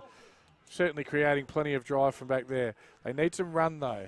Again, awful looking kick at ground level. Teacher Gully take possession and it'll be a ball up. So a little bit of a Brock Lesnar about that. And that's going to be a card, isn't it? Because he's taken him off the ground. I don't think he actually dumped him. Yeah, it looked like he picked him up and then controlled him down to the ground. Didn't slam him into the ground, but geez, the umpire's pulled a card out, but then he has pulled a card out, so he's gone, isn't he? Well, he went straight to the back of the decks, didn't he, the umpy, and just keep an eye on it. No, so this is the player coming off here maybe for the card. Can be replaced. Anyway, we'll follow the play. Down forward, here comes Broadview now. Just forward of halfway there. They've got a small, short one in border, 45, but they don't use it. They're going to go long, high. Taylor made for the Teacher Gully defenders, though, but big fly from Broadview. Ground level here, front and centre. They've got one here. Quick kick out of the pack, but it's not effective, and it'll be a Teacher Gully kick for last touch. Yes, I was just going to say, you'll see this the rule come into vogue here, and so it actually becomes a kick, which is a possession. I don't like to see clubs just bomb it into a 50-50 and give it up. Use the ball, and that's very well done there. So player on that far side, as you said, where the playground is, a very big playground as well, TJ. And there, now we see Teacher Gully just that little chip kick around. They're not really set up out wide here. They can go across. There is one free now. He elects to come. So that player led towards the ball. The Broadview player stayed back, and we'll see a little turnover here to Broadview and held in there. The umpire says, give it to me, I'll ball it up. So unable to get away with that, Teacher Gully. They've got Luke Brown in there. All the guns. Tape at the back here on his own if they can get it to him. Gee, no one else goes up. So Tape it was. Oh, Tape Played to the measured. position, yeah. You like that? Tape measured. Anyway, ball down forward now. Teacher Gully take the relieving mark. Come on, Tony, that was one of the better ones. All right, Teacher Gully at deep in their defensive. They come along down the line. I'll make a contest. Big tickets, Penny. Oh, and Young flies. It's going to be a free kick. He didn't get anywhere near the ball. Reckon he's picked up 3 frees on his own, hasn't he, Penny, today? Yeah, Chol, I think he's a former Centrals player as well. Big Choley. Saw him at one of the super clinics. So he's go backwards to Penny. No one goes near Penny. They offer him the kick, but he's turned that one over, but the ball spills at ground level. They're everywhere at the moment. Teacher Gully through Harley, yes. Davidson, ball at ground level. Persos, good hands. Gives it off. Looks for this, the tricky dribble kick there. That was Cody Tape, but that one wasn't measured, and it is another behind. Yeah, quick movement though, wasn't it? They got stuck down the back here, but geez, I'll tell you what, when they do get out and start running, away they go. And we mentioned again, but Blake Penny's having an outstanding game here, so I wouldn't suggest the Broadview fullback kicks it this way. So goes out that far side, the beautiful big trees out there, and Carlisle it is again. Picked up a couple of kicks early in that first quarter, but they were down ground ones. Down it comes, and this big fella, I was keeping an eye on Logan McKinnon-Collins. He looks a good size.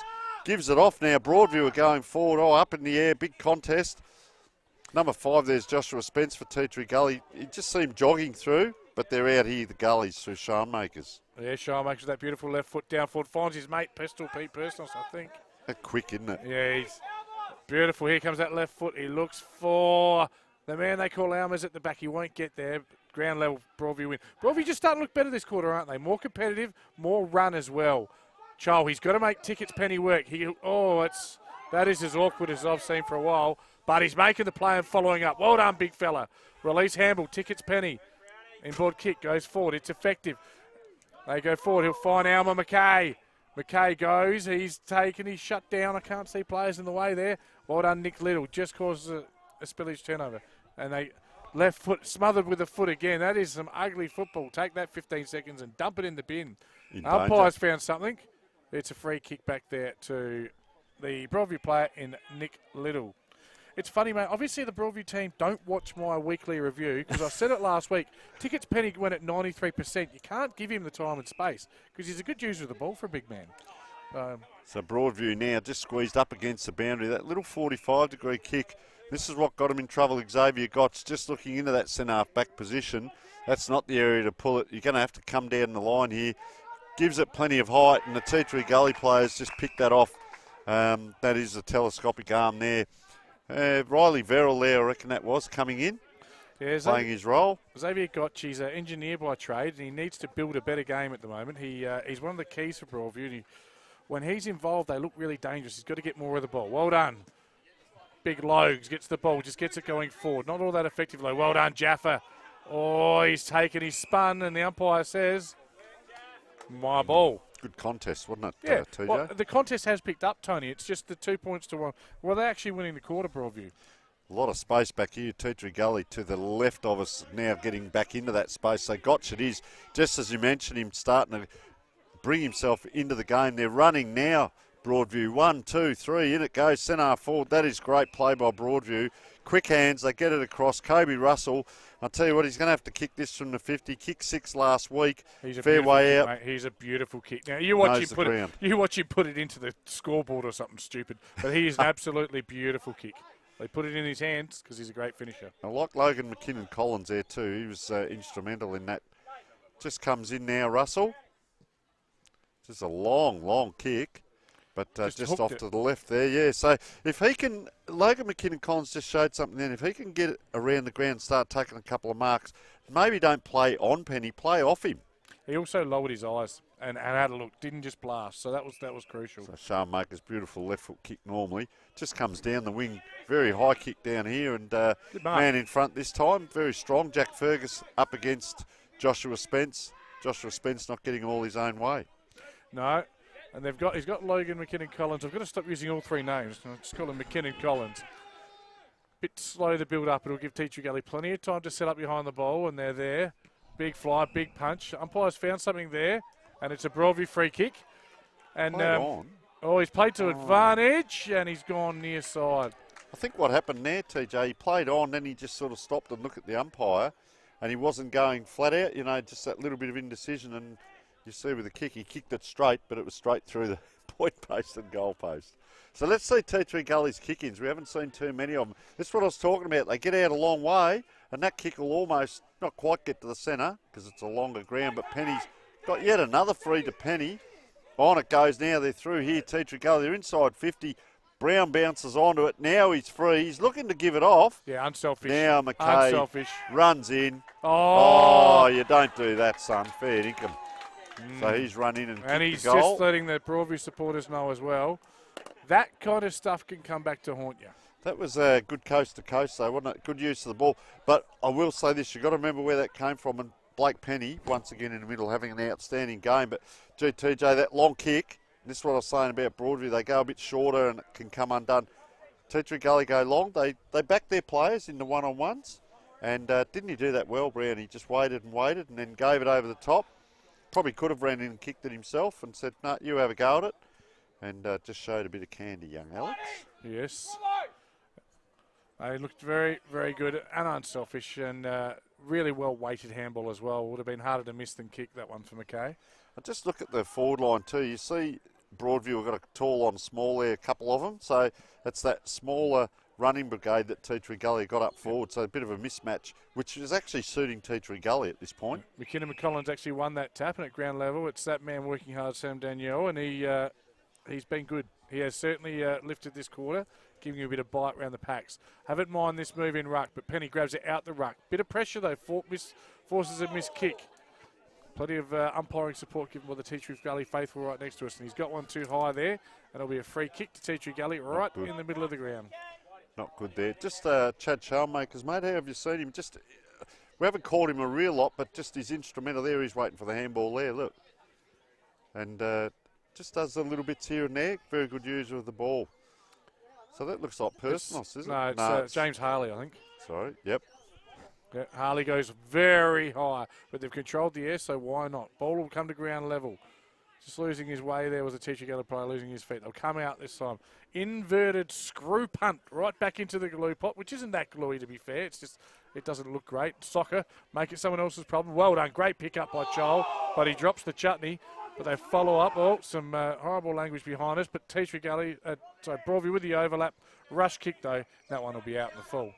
A little bit of byplay over there, but Flanagan that was as well. Callum Flanagan, he's done a couple of good things today. I haven't minded him, and Gotch there just running right up now to take the mark. So they're going to try and hold T3 Gully back here from running this ball right out. Well done by Xavier Gotch just onto it. So now they have to try and pinpoint, and that does a nice kick there. And Latham, that is, Brody Latham. So he's up the ground, just places the ball onto his foot, and well done here by Zach McKay. Maybe a little bit too much space now for the T3 Gully players as they get the player. Did he just come off the bench? It is Cody Tape having a very good quarter, I might say. Yes, Tape. Arguably looking tumble punt, and Broadview, well marked. Hamish Routh, I've loved his game so far. He's been the best defender on the ground for Broadview for sure. What to do with this kick is the next question, because it's very, very stagnant. He's going to go the 45 inboard, releases and finds. A very clean-looking man. Jaden Ryan hasn't had his best game, that's for sure. Danielle touches the ball on the ground through the middle. They look better now in this build-up. That's O'Leary. O'Leary goes wide. Unknown player, but he'll stroll through 50. Kicks a low kick, just not quite too soon, but taking it at ground level. A quick snap and a fair celebration. That is Broadview's third. That's a massive high five. And a high 10. They are pretty happy with that. I'll get the player as he turns around. I reckon it's Cooper O'Leary. It off might the be wing Cooper here, O'Leary. He takes a drink now. You're on TV, son. You need to turn around and give us your number. But It was interesting goal, though, that once again, it wasn't clean play. The ball hits the ground, but they mop it up and around the corner quite quickly, and Tea Tree Gully won't like that. 15 scoring shots to 5. So this is the other side of it. Tea Tree Gully really want to push and play finals this year. You've got to harden yourself now and say, okay, we've got to get a quick answer. Yes. And again, those misses, will they come back to bite them? So a couple of changes in the middle. We've got Little in there. We've got Danielle in there. And the big man, McKinnon Collins, will go up against Penny. Both players knock it down the same direction. At ground level, they're fighting hard. McKay, he's at ground level. He just doesn't miss too many. Always in there, always fighting, and they just let him have one on the way down as well. Interesting too, just watching it is man on man. So just keep an eye on that. You see number 3, he's pulled out there, Zach McKay. So he's on the wing over here, and it's come out to him. So where's his player? His player is the opposite number 3, Cooper O'Leary. So you see McKay now at the back of the pack on his own. O'Leary not even looking for him. Yep. So McKay's, now they match up. Extra players come in, so there's about 8 to 10 players from each team around this ball. Just a tap forward by Broadview. Liddell does quite well there in front of the umpire, just gives it out. Copped one too. They're outnumbered here, Broadview. Now the players come to help, and a quick interchange just coming on and off. 2 players very quickly. McKinnon Collins is an interesting one for me. I've got any mail on him, but he's been in the best players already once this year. They roll the dice. He's a big, strong lump of a lad. Isn't he? Yeah. But Tickets Penny gets the better of him on that contest. Ball at ground level. We'll have a repeat. Oh, it spills out. He follows up with a quick kick. He's doing good. He's doing well in there. He's probably been the better of the 2 ruckmen for Broadview. And he's underneath it here. Time for think music. Ball spills at ground level. It's locked up, and we'll have a repeat stoppage here. And it's a good one. Oh, there's a little bit going on down back here. Just a couple of little niceties going on. I think a Broadview player got one. Penny just taps that backwards, and in they come again. So we'll see a second ball up. Free kick down here. You picked it. So he's given him one. He's given him one in the chops here. Yeah, so Joshua Spence, there was a bit going on both ways. Bit of feedback from the Tea Tree Gully coach, it's fair to say. Callum Flanagan, he's played a little part today. I've liked his game so far. Blake Penny taking his first rest of the day. It'll be interesting to see how that... And 25. And 25. Or is it downfield? Either way, it's still Broadview's ball. It's actually Tea Tree Gully's free. No. It's Riley Verrill. No, it's not. It's 25, mate. Oh.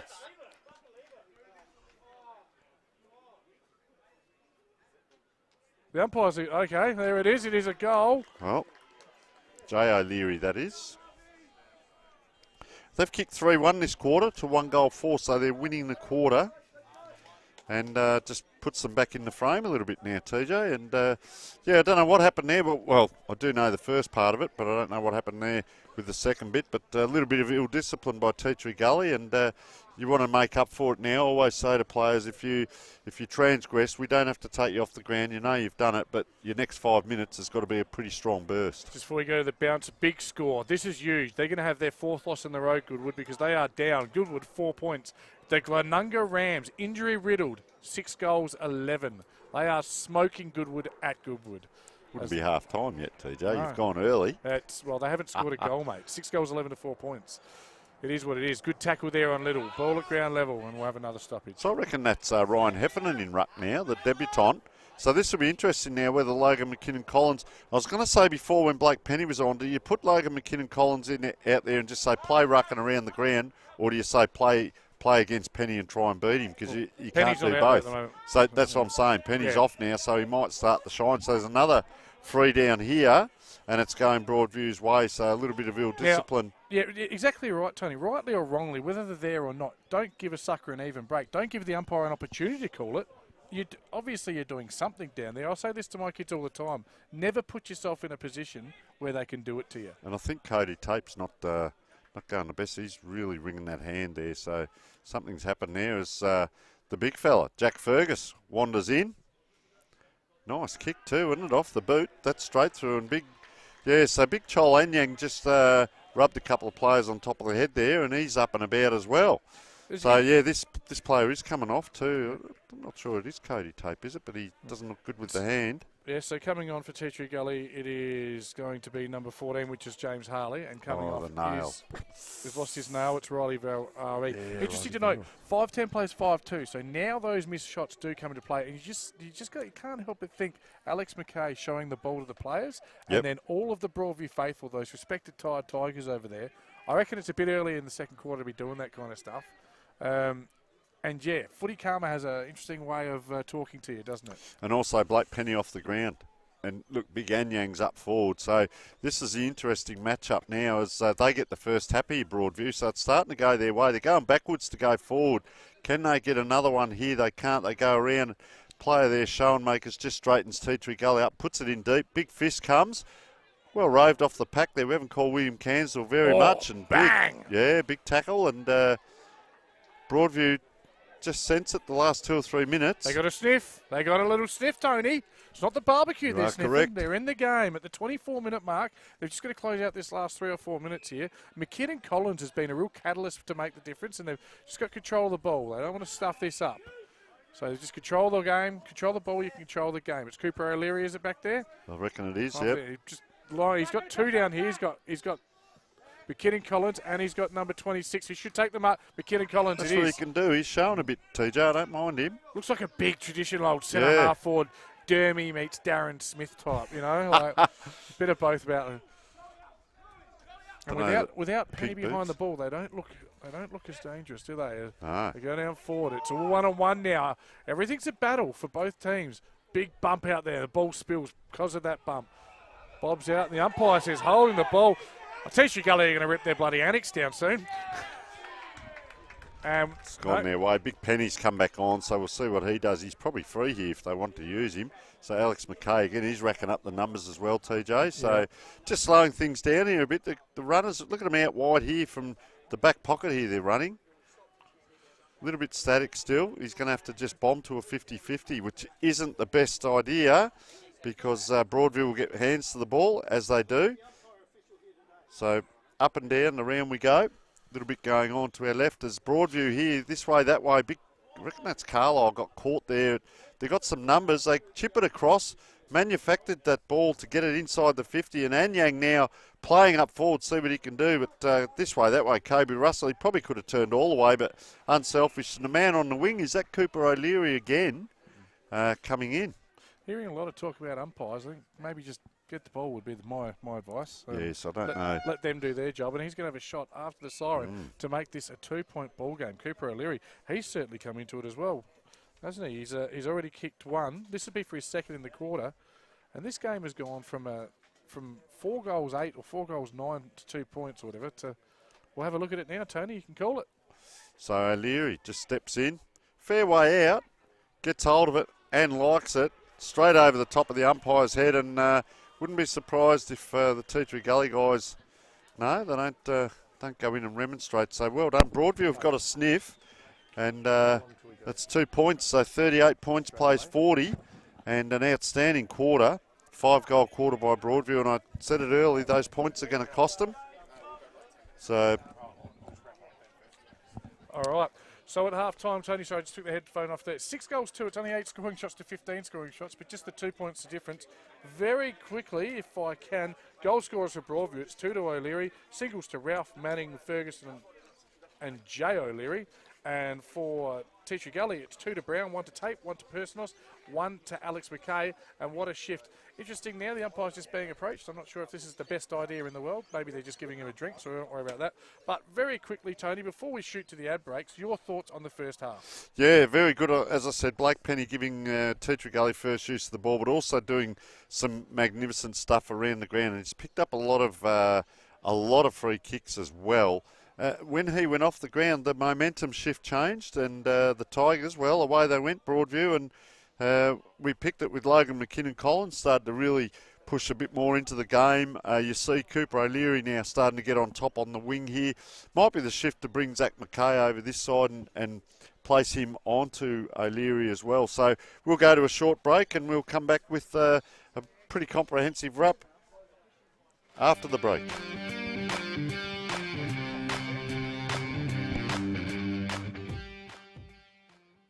Nine News, News, teaming up with the Adelaide Footy League. Tom Wren on the ground at your club for Thursday Night Live, strengthening communities through footy.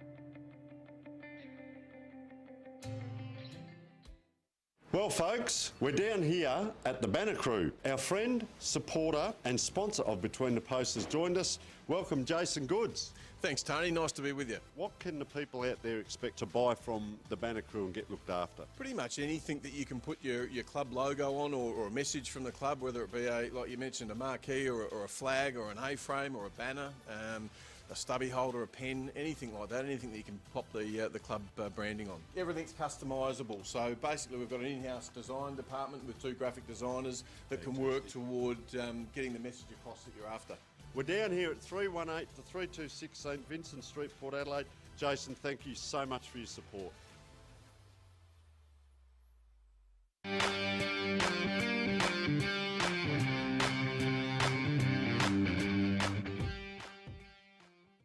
Nine News, teaming up with the Adelaide Footy League. Tom Wren on the ground at your club for Thursday Night Live, strengthening communities through footy.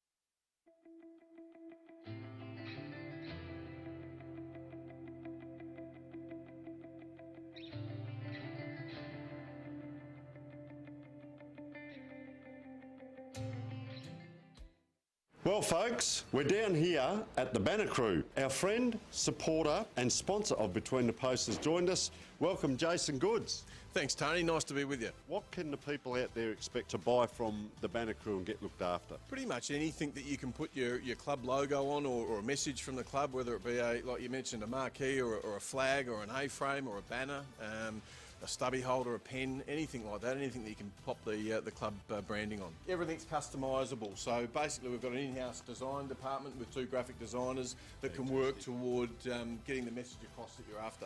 We're down here at 318 to 326 St Vincent Street, Port Adelaide. Jason, thank you so much for your support.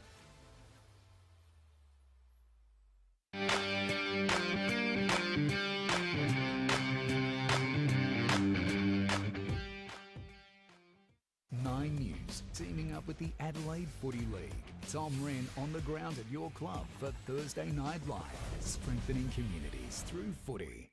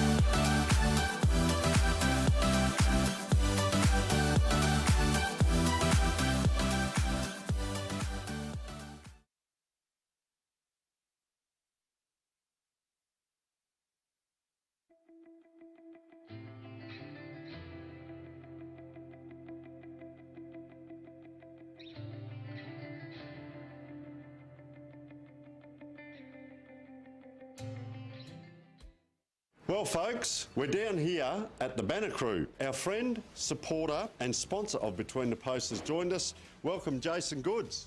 Thanks, Tony. Nice to be with you. What can the people out there expect to buy from the Banner Crew and get looked after? Pretty much anything that you can put your club logo on or a message from the club, whether it be, like you mentioned, a marquee or a flag or an A-frame or a banner, a stubby holder, a pen, anything like that, anything that you can pop the club branding on. Everything's customisable, so basically we've got an in-house design department with 2 graphic designers that can work toward getting the message across that you're after.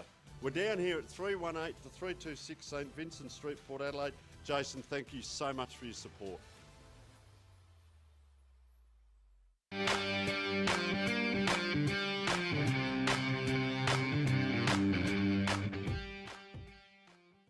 Nine News, teaming up with the Adelaide Footy League.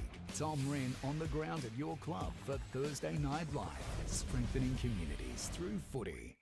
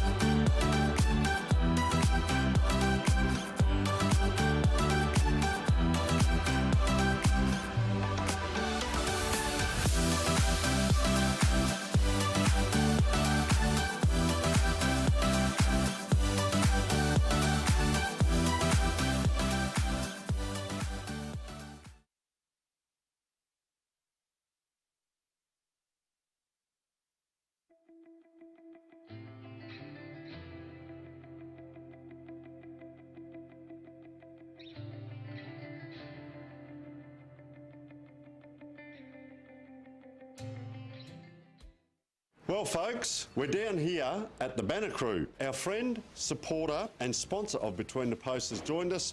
Welcome, Jason Goods. Thanks, Tony. Nice to be with you. What can the people out there expect to buy from the Banner Crew and get looked after? Pretty much anything that you can put your club logo on or a message from the club, whether it be, like you mentioned, a marquee or a flag or an A-frame or a banner, a stubby holder, a pen, anything like that, anything that you can pop the club branding on. Everything's customisable. So basically we've got an in-house design department with 2 graphic designers that can work toward getting the message across that you're after. We're down here at 318 to 326 St Vincent Street, Port Adelaide. Jason, thank you so much for your support.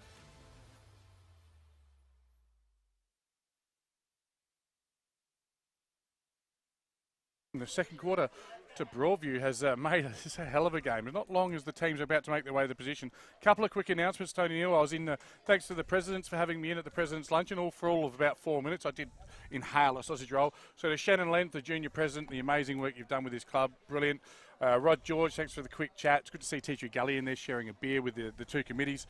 But Ladies' Day over there. Didn't go near them, Tony. Promise. You've got your tired Tigers. There is plenty happening at Broadview. This is a great place to watch, play and be a part of footy.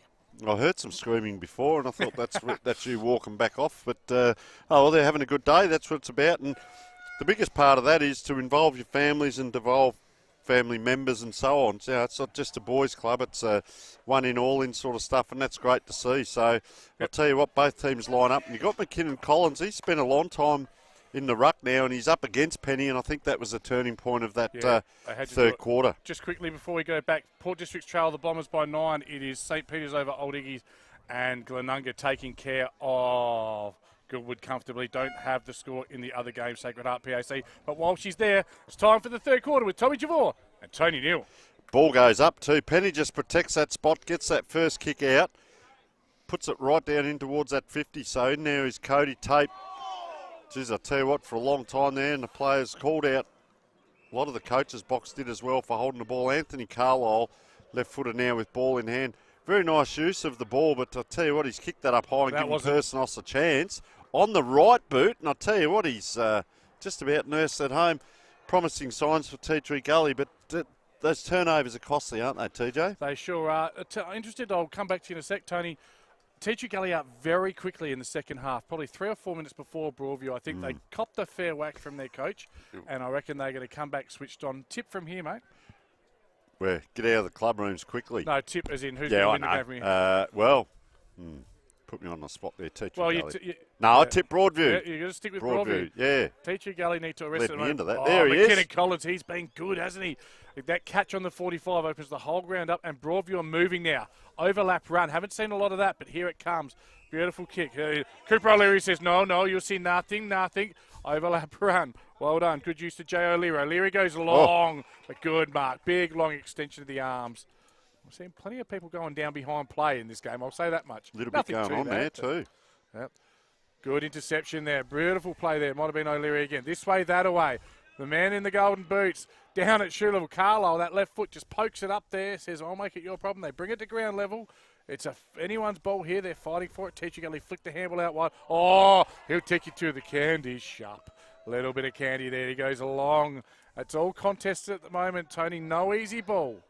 Yeah, that was just running straight past that. There was Tyson Breeden. So Broadview have got another chance here. And, gee, that was almost a training drill. The player just led forward there, Kobe Russ, and said, how easy is this? Give it to me. And at centre-half forward. And Carlisle, sorry. Yeah. Go on. I was going to say, he's a beautiful kick as well, Tone. This could give them the lead for the first time since, I think probably, well, they kicked the first goal of the game, and then it was all Tea Tree Gully. But, and the contestant of McKinnon Collins as Kobe Russell comes in. Doesn't get hold of that. That goes really askew, and up goes the Tea Tree Gully player. But they're under pressure there. And look at him. He's telling the players to run and get out. He's going to go to that far side, which he does. He elects to go short, and Blake Penny, good to see the big ruckman get down deep and help out, but that's a sign of maybe the pressure that Tea Tree Gully are under now. I feel that Broadview are a little bit more up and about. Yeah, good energy in the third quarter. McKinnon Collins again, Spinneroony. Looks for and finds that man O'Leary. O'Leary on the left, though. A bit of a high up and under there. Not a lot gained. And but Broadview at ground level, starting to win some of those one-on-ones. Again, it's the ball's bobbing around. There'll be a tackle, and we'll have a ball up. I'm going to have to get on the binos, about 45 metres around from the goal. And Little ran forward there, but you see 3 Broadview players ran on then when the Broadview player had the ball, so they're starting to run in gangs and chains. Ball comes out now. They're back inside here, 50. Oh, coming through McKay from the back line. Look at that, burrowing in, puts it back. But guess what? Broadview stood up strong. They went to switch. So they went to switch earlier in the game. Player still here, so they do elect to go that way again. Tyler McKenzie with ball in hand. It's not this kick. It's the next 1 or 2 from here, TJ. Yeah, but they're not buried deep anymore. They've got it up on the wing. Well worked. Yeah, good strong mark there. Just outpointed his opponent. Oh. And that is an interesting decision, but they're on more money than me because they're better umpires than me. That was Callum Flanagan, I think. He gives it off to Danielle.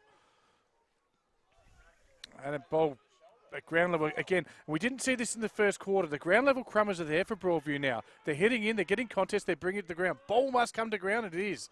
But again, Tickets, Penny. He's having some sort of game out there. He's having to play very deep, and he's probably that extra kick back now to what he was in the first half, and they're relying on him to be, you got 6 backmen back there, but you're relying on him to come back and be the number 1 man. Doesn't quite hit that right either, and this player's had a fair bit of it, and nice use of the ball, Jay O'Leary. Yeah.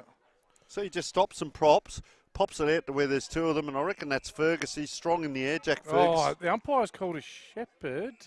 And it's going to be a... Oh, wow. It's going I don't think even the Tea Tree Gully people can understand that one. No. Anyway, we're not here to discuss the umpires. No, they do a wonderful They've had their job. round. Yep. I'll tell you what they were discussing at the President's Luncheon was the Alex McKay showing of the ball. McKinnon Collins. Yeah. Boy, they're using him now. He's an outlet. Oh, look at that tackle. It was like William the Refrigerator Perry back in... Oh, there's one from the past. Chicago Bulls 85 Super Bowl. God, we are old. Bulls. Wouldn't have been the Bulls. It would have been Gridiron, wouldn't it? Anyway, up it goes. Bears. Chicago Bears, pardon me. Out to Schoenmakers. They need him to come up with the goods. Just that little chip kick forward. Nice. They're right on centre wing here, and this is... Cansdell. Yeah, Cansdell down the line now, inside 50. It's a high kick, and very clever player, Latham, as the umpire didn't give it a push. He'll play on. As he does, kicks it very square there. It has to hit. McKay. That's a good grey, isn't it? McKay. Yeah, Zach McKay. Yeah, he's run from the wing. He's run 100 metres for there, and Latham knew it. It was like that sixth sense of players, when you play together for extended period of time, you don't even need to look. You just know, and he was there. Cometh the man, cometh the wingman, cometh the shot at goal 25 metres out. And I was just looking for Cooper O'Leary. I reckon that'd be a great matchup. But, yeah, you're right. He's put the hard work in, steps in. Geez, interesting kicking style, but he's pretty happy about it. And as I said, he was in the best players last week. So these players, they have a really good even spread. But, boy, it's been a long time between drinks till they've got that goal. They only kicked the 1 goal in the last quarter, 1 goal 4, and they're on the board. Yes, and I tell you what, I think that one will be it's a bit of a game changer. That'll steady Tea Tree Gully, get their confidence back, and I expect them to take control again in the third quarter. Players talking to the umpire here, and, just... interesting. Jack Fergus just asking about the shepherd there, and the umpire's still having to go back. Just let it go and get on with the game, boys. It's about the shepherd that was in the pocket down to the right of screen there probably 2 minutes ago. It's as they said in Frozen, let it go. Just watching Gotch on Schoenmakers. Schoenmakers is a left footer here, and if they can get it to him, he runs across this side. There he is. Got it, so Gotch actually got it, but I thought Schoenmakers, if he'd have got that, he was running on his left. So just a little bit of player knowledge is handy. Geez. Easy running away with it, Tea Tree Gully. That turns into a drop punt in the last half of the ball forward, and Personos unable to get to it. So they're laid up again. You see Broadview here on the bigger screen. They've already spread out wide here, but they kick it back, sense of theatre. They kick it back into a 50-50, and there's Penny. He's picked up where he left off last quarter. Another possession, kicks high and long. It's just a big pack forms. One-on-one football. Willing bodies needed. Clever little kick. I think he meant that out to that player running by. And this is what they do, Broadview, very well. Get it out and switch the play. Cooper O'Leary. What they are doing is they have run. They didn't have this run in the first quarter. They were a bit stagnant.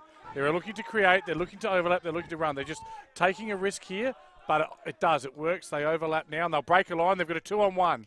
Ball will come to ground level, and they've got the ground level. Box head Gotch. This way, that way. He's going to handball. Releases the handball like the good footballer he is. He's come into the game. Danielle looks to the big fella.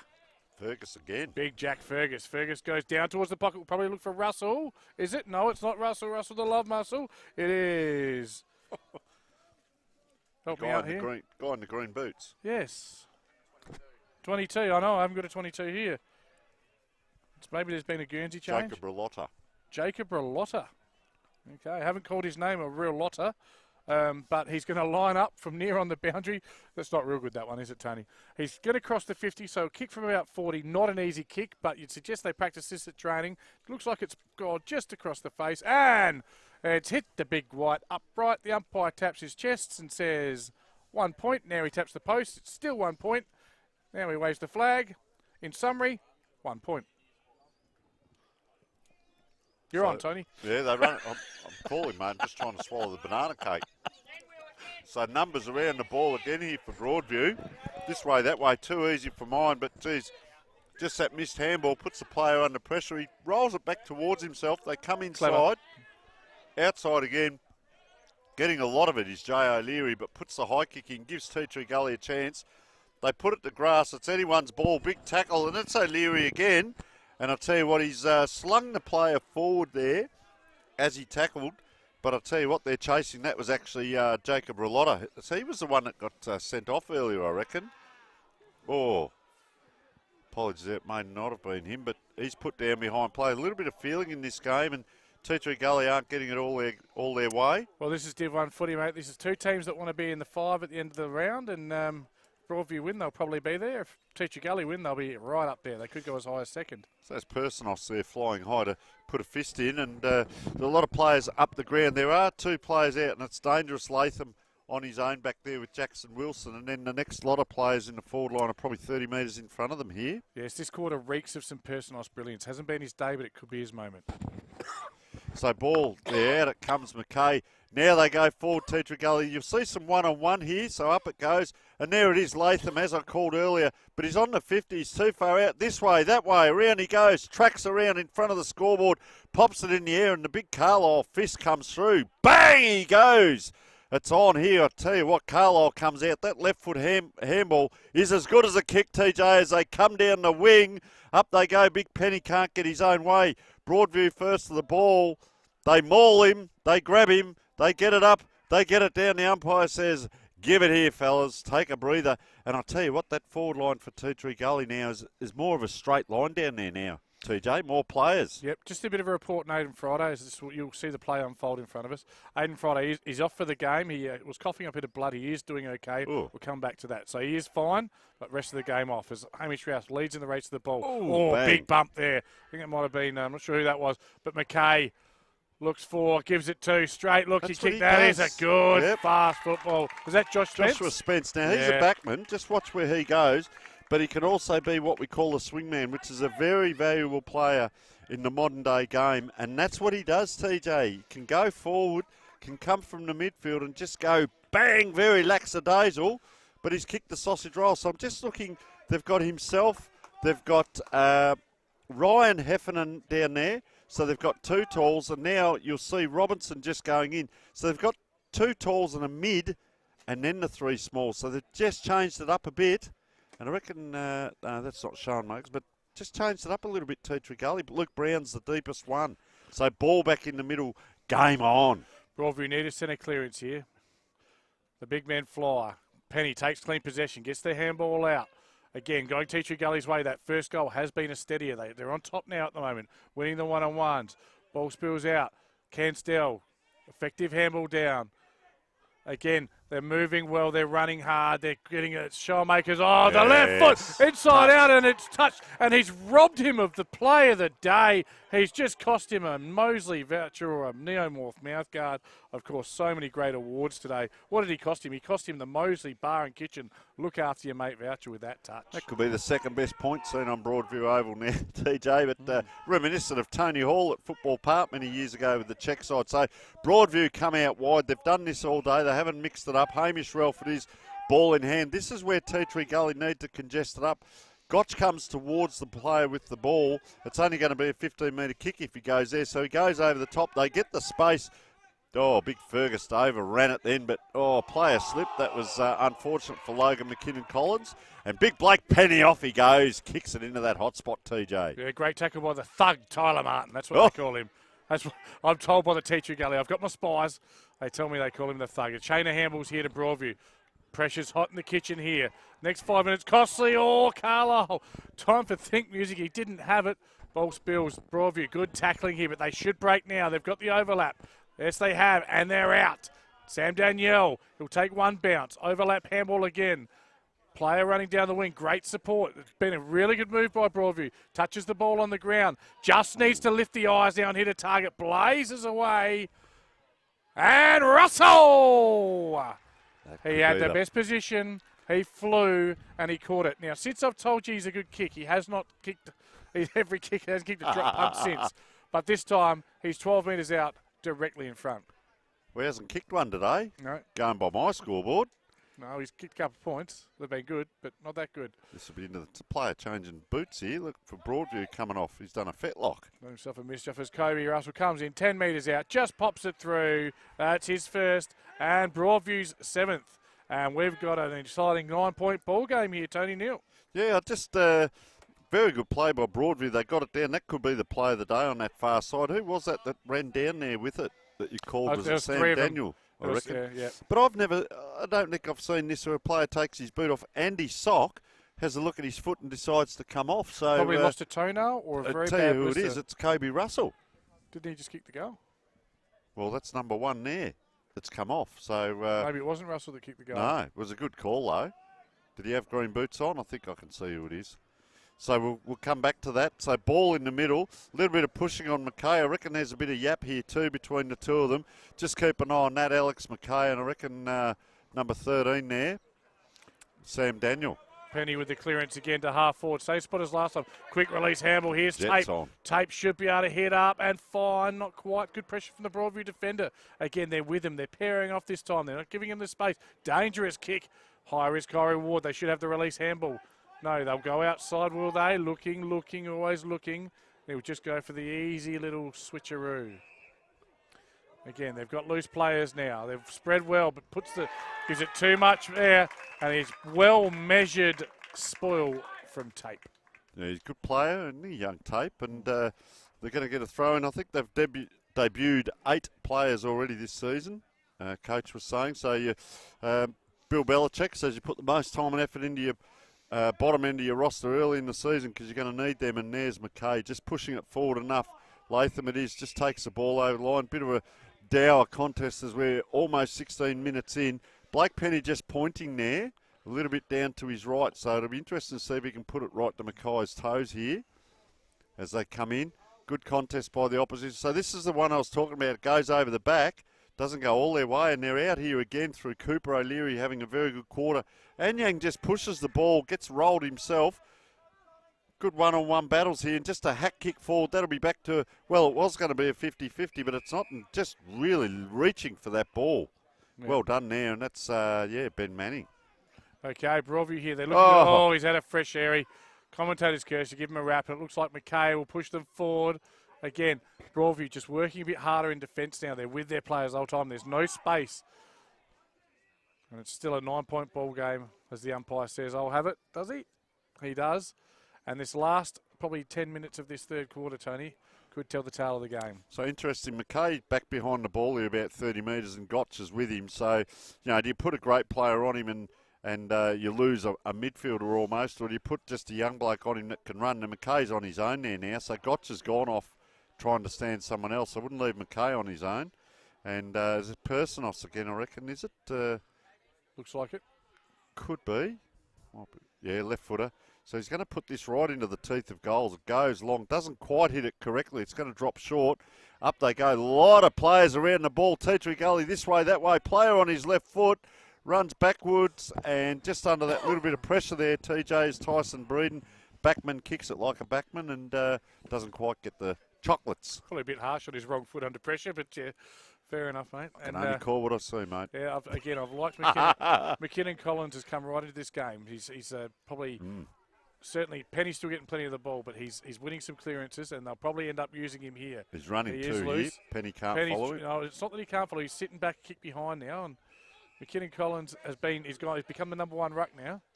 And do you give him that one? He's so deep, sort of like Penny did the last quarter, isn't it? I don't think so. Ooh. Big contest. I'll tell you what, he's come down a little bit, Ginger. Oh, I'll tell you what, it's strong in the clinches here. Gotchi just gets in his face, gives him a little Gotchi time.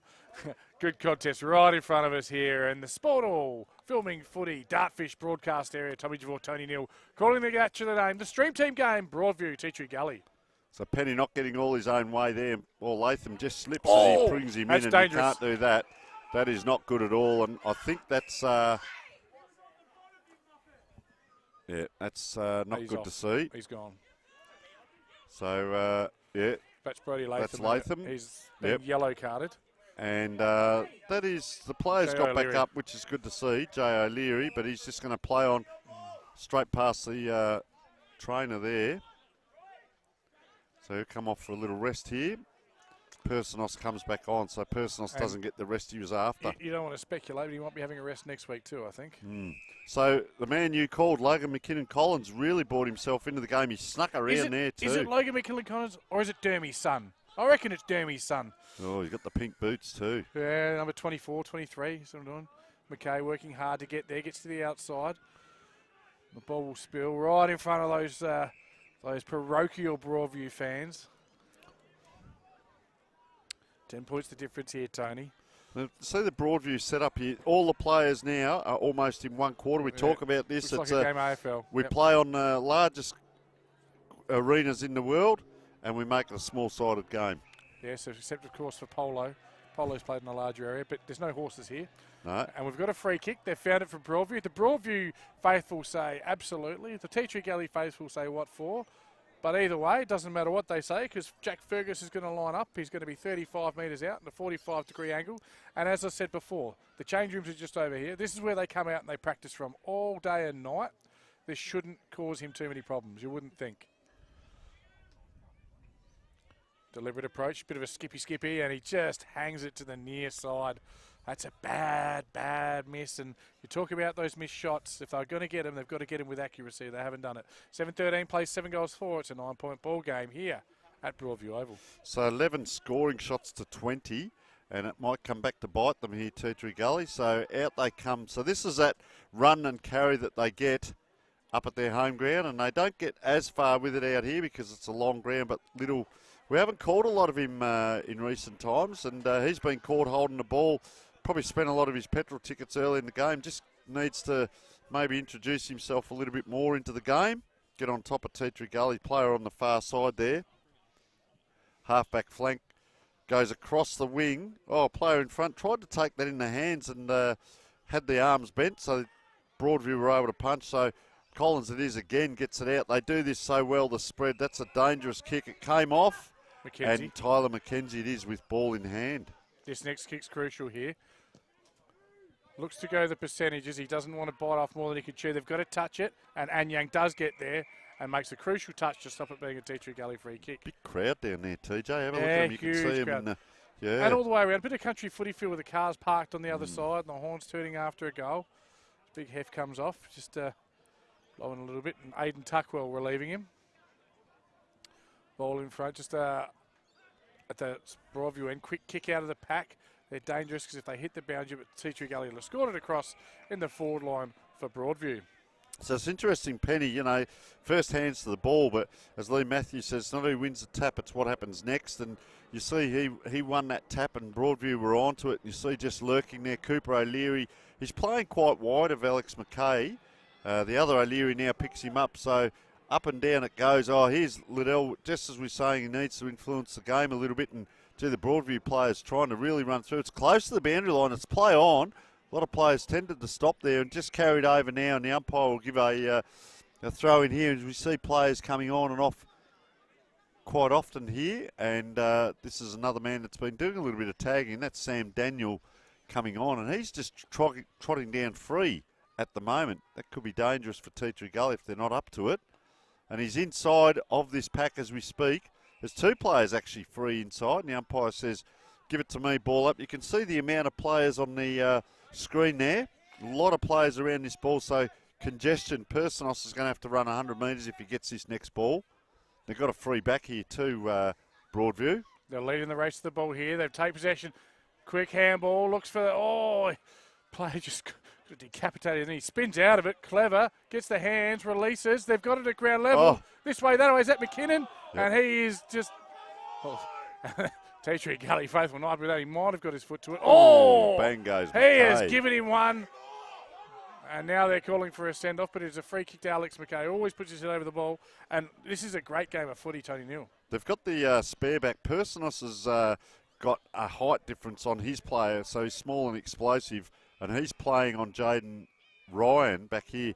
But the other one was Hamish Ralph that was free. Now they come back Spence. So they've still got, just sorry to harp on it, but now Carlisle's the free. So they've put a spare back, which means Tea Tree Gully have as well, or they've got a spare around the ball. We'll try and pick that up as it's good hard football. McKay dozed down again. He got out of the way of that. There's a little bit going on off the ball too. Players remonstrating. In it comes. Don't take your eyes off the footy because it'll cost you. Player now, I think he's copped one. And he's got the free kick. He's interesting. He's not well.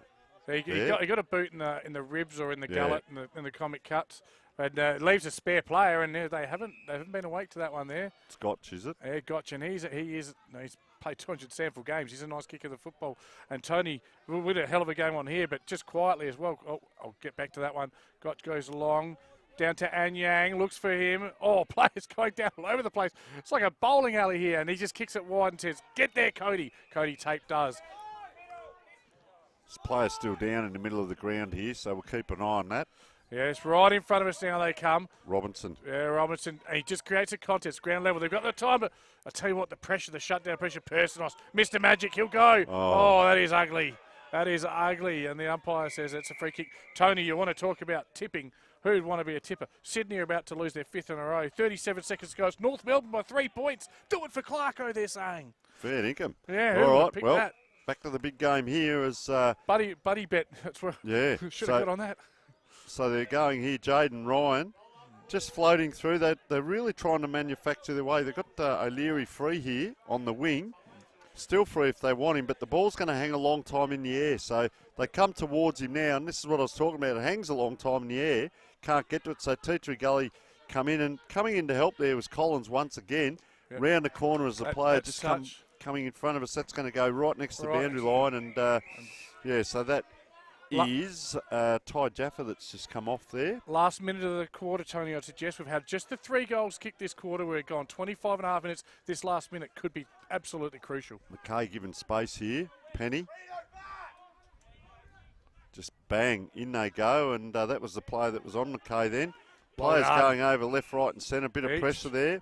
Play on is called. And Carlisle, he's got a nice left foot and goes long down into the forward line. Player goes up with one hand, couldn't drag it back. I reckon that might have been the goal. Player thrown off the ball in the back play there, and the umpire saw it. It happened. And it's going to be after the siren, Tony. On the siren. There was no need for that. 5 metres off the ball. Just grabbed him and flung him. I don't recall a game where I've seen more players go down off the ball. Now, nothing super filthy, but bumps, tackles, checks for both teams. And this kick after siren would make it, if he's accurate, this will make it a 3-point ball game. Jacob Ralotta.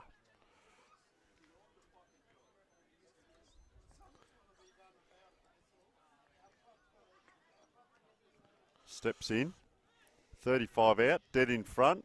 Watch him erupt here. Geez, I tell you what, the umpire's gone a long way across. The crowd's erupted. The umpire's going to give it, and a sense of theatre. And look at them get around him. They're coming off the bench, and that's made it very interesting, TJ, at 3/4 time. What it's made, Tony, is it's made it incredibly hard for me to give our sponsors awards. Of course, we've got the Archie's Thongs, the Mosley voucher, the Neomorph Guard, the New Balance voucher, and the Dartfish beanie. I've got to find 4 winners, and I don't know. The winners always come from the winning team. I don't know who's going to win this one, Tony. It is tight. It is tense. It is tough. Tea Tree Gully, I can't help but think back to the score being 4-9 to 1 straight goal. I mean, at quarter time it was 4 goals, 6 to 1 straight goal. You started talking about in the second quarter, 4-9 to 1 straight goal. And since that point, the game has changed, Tony Neal. Yeah, certainly has. And as we said, some of those players, Callum Flanagan coming into it, Cooper O'Leary playing a great game on the wing there. The loss of Kobe Russell, is that going to hurt them? Will they manufacture a goal another way? Little, as we said, bringing himself into the game. Jacob Ralotta now. Sam Daniel, very good quarter as well, number 13. And we'll be back after this break.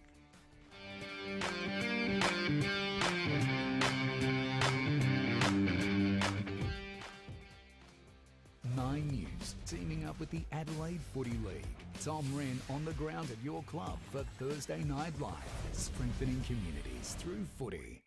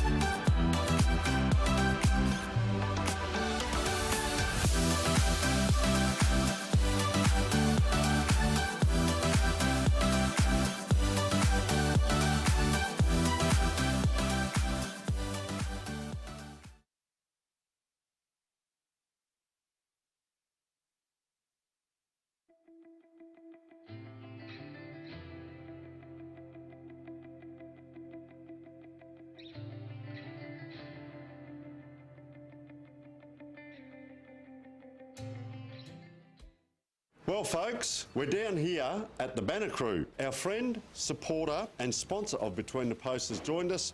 Welcome, Jason Goods. Thanks, Tony. Nice to be with you. What can the people out there expect to buy from the Banner Crew and get looked after? Pretty much anything that you can put your club logo on, or a message from the club, whether it be like you mentioned, a marquee or a flag or an A-frame or a banner, a stubby holder, a pen, anything like that, anything that you can pop the club branding on. Everything's customisable. So basically we've got an in-house design department with 2 graphic designers that can work toward getting the message across that you're after. We're down here at 318 to 326 St Vincent Street, Port Adelaide. Jason, thank you so much for your support. And welcome back. Thanks for staying tuned. It is a 3-point ball game in favour of the Gullies. But earlier on today, it certainly wasn't looking that way. It was looking like it was going to be one-sided. Goal kickers, please, Tony Neal, and then I'll have a quick look around the grounds. Yeah, so Broadview, we've got 2 to Cooper O'Leary playing a great game on the wing. 1 to Hamish Ralph, 1 to Ben Manning, 1 to Jacob Ralotta late in that quarter. Jack Fergus doing a great job up forward, has kicked 1, and Jay O'Leary 1, which I alluded to at the start of the game. You've got to find different avenues to goal, and they've done very well. The one that we didn't get, we put it down as Kobe Russell, but it wasn't him, so we're not going to try and guess. We'll just wait for that to come up at the post-game. Tea Tree Gully, 2 to Luke Brown, who has been very quiet second half. Alex McKay with 1, Zach McKay with 1, Peter Personos with 1, Joshua Spence with 1, and Cody Tate with 1. 2 points the difference at half-time, 3 points the difference at three-quarter time.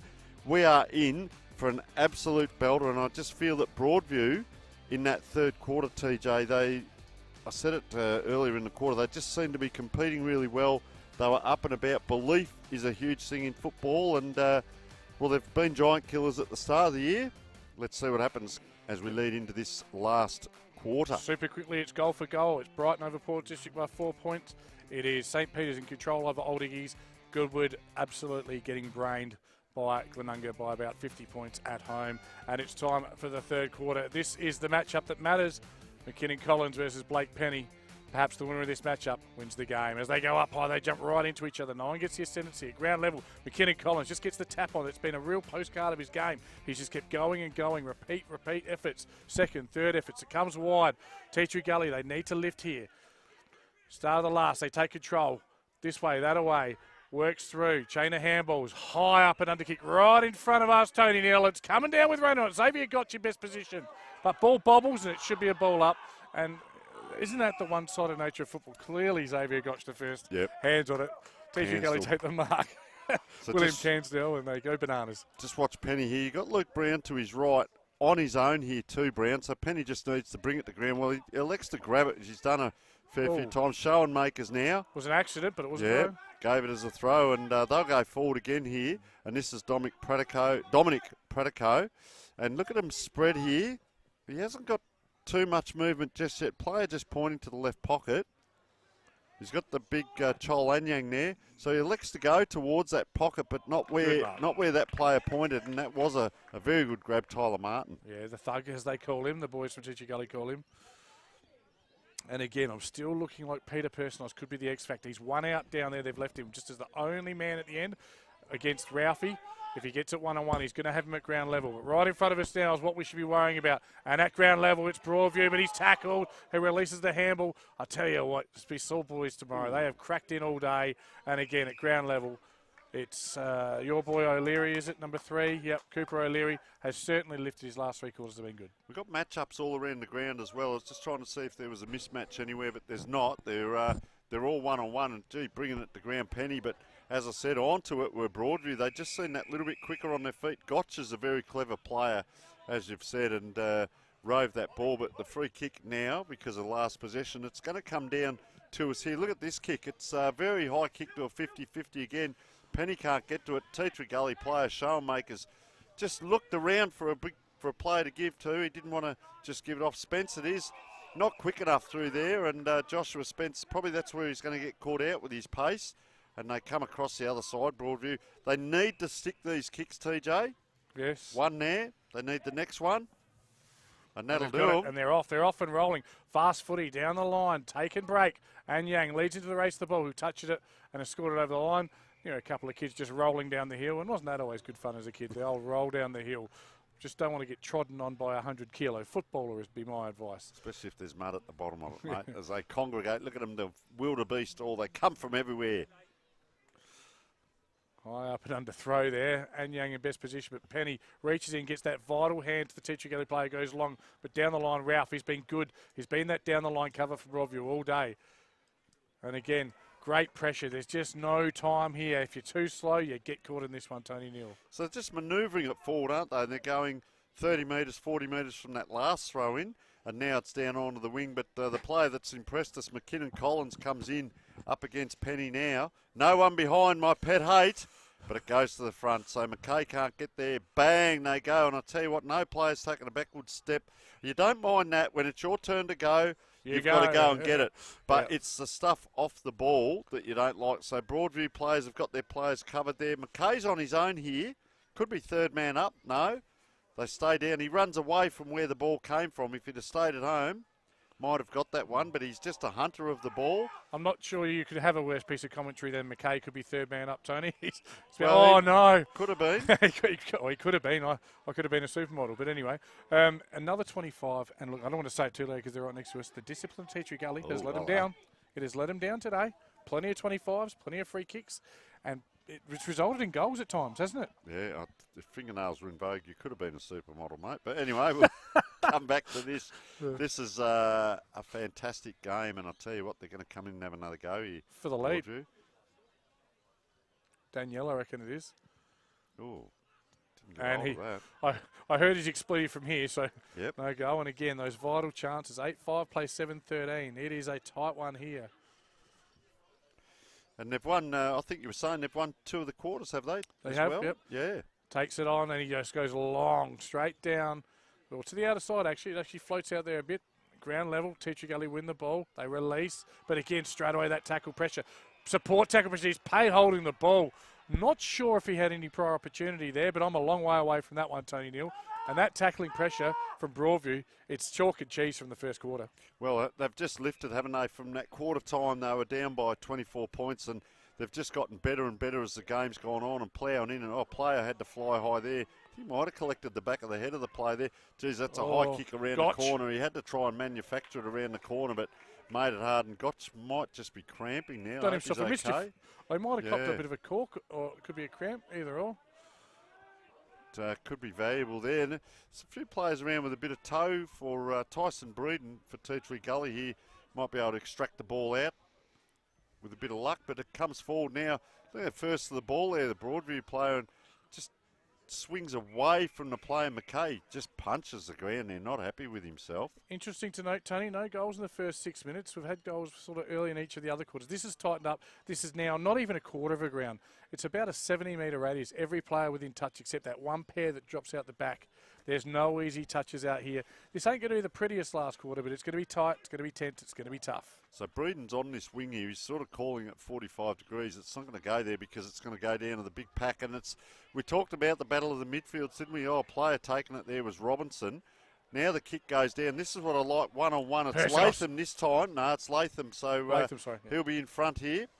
Try and make something of it. Just a little slip there. He takes it. He goes around. Can he break away? They come at him. Now it's Personos on the left foot. Gives it back. Sense of theatre trying to get it to Latham. Latham's there. Oh, and I tell you what, he's tapped it through for a point. And earlier in the game, we saw Personos win one of these. Now it's hard work for Latham. Yeah, that's Broadview though clear. We're going to look for a player of the day yet, Tony. I don't think we've had it. It's been so tight and tense. I'm not sure I've got a player of the day. There hasn't been too much flashy stuff, but they're running now. Broadview, though, look for the hit up. Doesn't quite hit the kick, but they're leading the race to the ball. He's leaving McKay in his wake there, number 19. That's well done, Dominic Pratico. But a good mark there from Tea Tree Gully. So they're going to come out the other side now. They kick it into the centre of the ground. Oh, just a touch high, but he's back onto it. He's good enough to get it Cansdall. Kicks high and long down towards that 50. And this is Personos again. So he's outside 50. We saw him butcher a kick earlier. Make it a better kick now. He has got normally a pretty good kick. It becomes a drop punt in the last half. Oh, and that is a towering mark. That is Joshua Spence. If ever you need to take it, that's the time to do it. And that is a towering grab. He just loped in there and up he went. And, well, I'll tell you what. I hope he took the air sickness tablets. That was a fantastic grab. He's got to go back and kick it now. He does need to kick it. Dare I say, if he does go back and kick it, that could well be our Neomorph mouthguard play of the day. I reckon you've picked it there, Tommy, as Spence runs in the orange boots. And tell you what, he's kicked it. He's kicked two. And I'll tell you what, the first goal he kicked was probably 60 metres out. And really nice and straight down this end. But that was a spectacular mark. Well done, young man. And you need the steadier. And that's it right there. And there's a 9-point win, 9-point lead on the board as we speak. How far in are we? If I have a look there. We are in the 9th minute. I'm just preparing my sheets if Tea Tree Gully win. We're going to prepare one if Broadview win, because I don't know which way this one's going to go, mate. Yeah, and I'll tell you what, there was a nice run by the Broadview player down that far side and resulted in a goal. And it might have been Sam Danielle, was it, number 13, that ran down that far side and touched the ball on the ground, which we haven't seen a lot of. Ball in the middle now.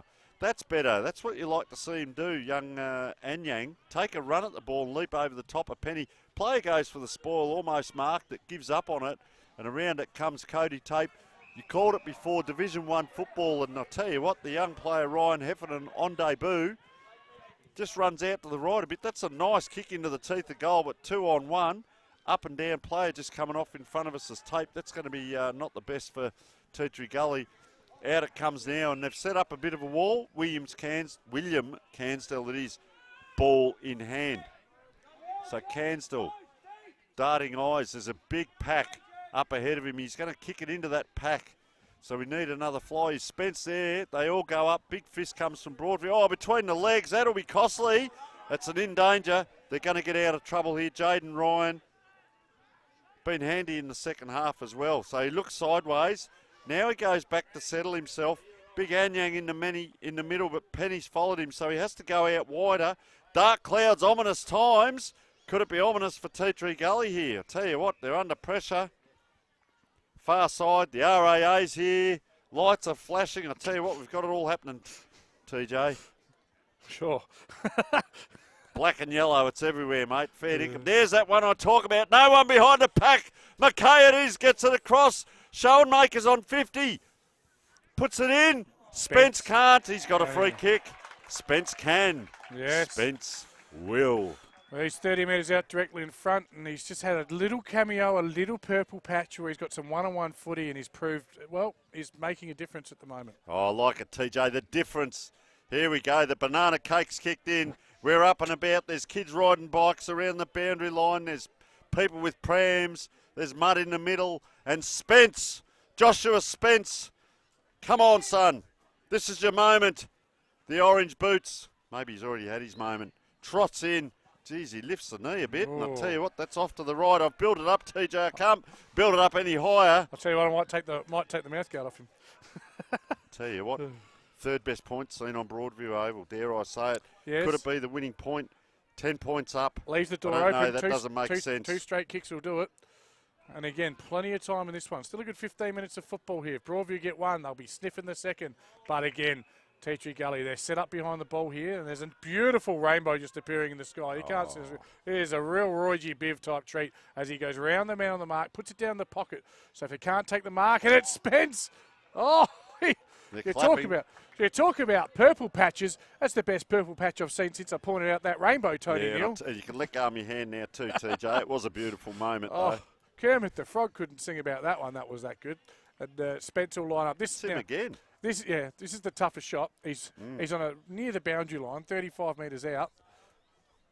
I have no idea what you're signaling to me, but will he run around or will he kick it straight? Oh, is that what you're saying? Yes. Oh, you might kick a drop punt, mate. He's asking where the mark is, which would suggest that he's going to kick a drop punt. Deliberate approach.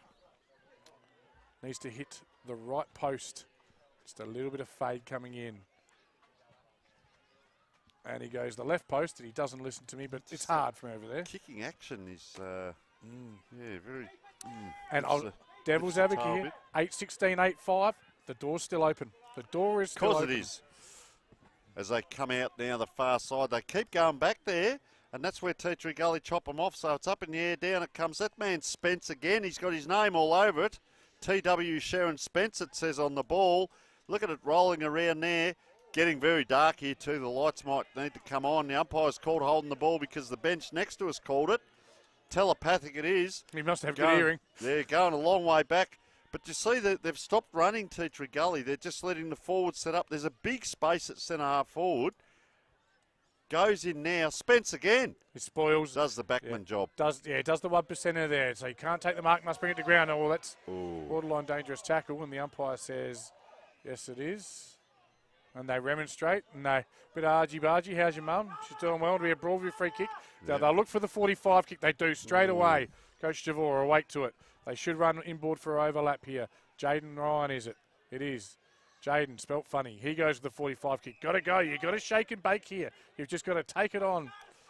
But they measure it nicely. Yeah, the short chipping, sorry. That's right, controlling the ball. No, but you're spot on, Tony. But they are where they want it. The ground is open for them. Gotch, I think it is. Looks long and wide. Fighting for it hard. It's Tea Tree Gully at ground level. They've got the numbers this way, that way. The release handball out the back will work nicely. Again, in waves, and they'll come to the near side now. Overlap run, good. High up and under kick. It's all Broadview there, though. Player working back for Tea Tree Gully with courage, I think it was McKay. And then that causes a spillage to ground level. Yep, well, I'm not sure. You're probably picking that up. Yep, they're not happy with it, but the player's down. He's not well. There's been, I think there were 39 reports or something I read to do with these sling tackles and I'm tipping we're cracking 40 this week. Yeah, it's not good to see. The players are drilled in how to tackle and so on, and let's let the umpire. Ralph wins the ball. Overlap here. This is crucial. They'll break the 50. High up and under. It's a 3-on-3. Broadview player appeals for a free. Go for the ball, son. Spills at the back, and it just goes.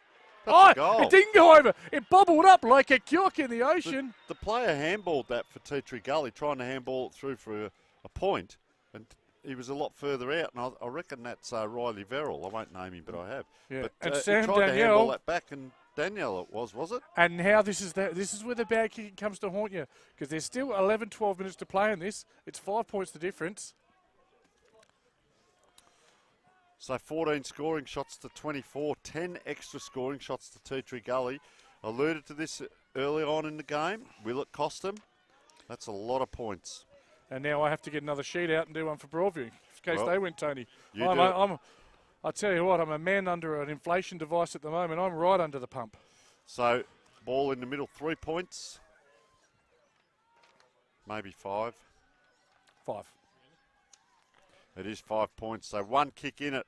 Up it goes. We're not... still got 10 minutes to go here. They go backwards here.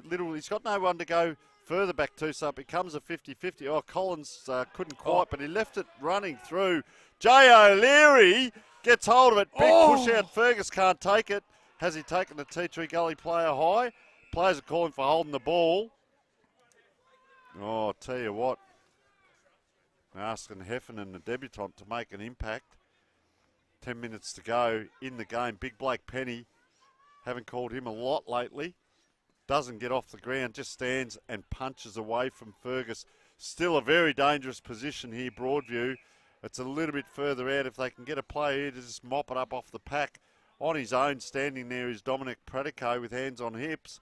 He's got space if he wants it. Umpire throws it in.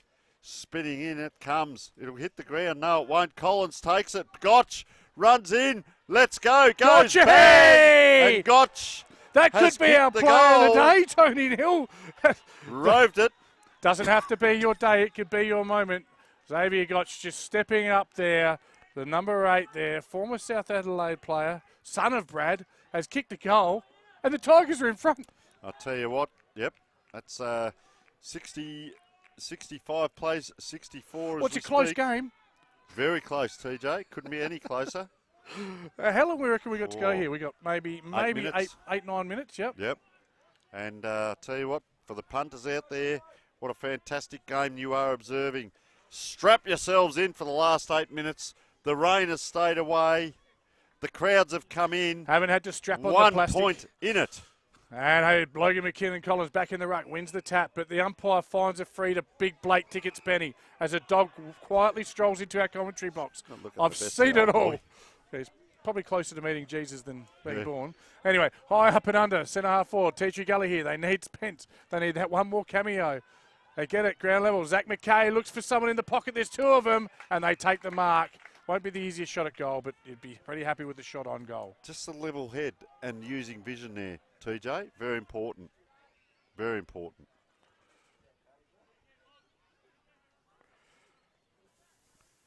Sun, not a factor here. It's coming across the ground. You can see it bathed in sunshine here. And I'll tell you what, the girls are going to be the 19th man at the moment. Yeah, They're all down there screaming ticking. and yelling. They are travelling all right, those girls. So 20 past 4 in the afternoon, so still plenty of sunshine. Tea Tree Gully player steps in, crosses the 50-metre line, trots in, and does not get hold of it. But it's a set play because Personos... That man. Tell you what, that's a couple of these players have struggled to make 30 metres. I haven't seen that out here since I came to an Ingle Farm versus Broadview C-grade game. A little harsh, but okay. Well, you're going to see football played in a different way. Players that can't make the distance from 30 metres. But, geez, I'll tell you what, A-grade football, that didn't spin right, but it did. Makes sense of that. Personos! In he comes. Come on, you ball of muscle, you. Muscle Wanders twitch in. fibre. Fast twitch muscle fibres. Yeah, whatever. Bang, he goes, and look at it. He's bombed that into the tennis court. That's halfway down Lower Portrush Road, that footy. Personos gets his second. And Tea Tree Gully back in front. What a change of scores we're having as we speak. 5 points, Tea Tree Gully's way. And then we've had 4 goals for the quarter, Tony Neal. So looking at the clock, I'd say at least 6 minutes to go. But the next goal, it's the next one that may decide this outcome.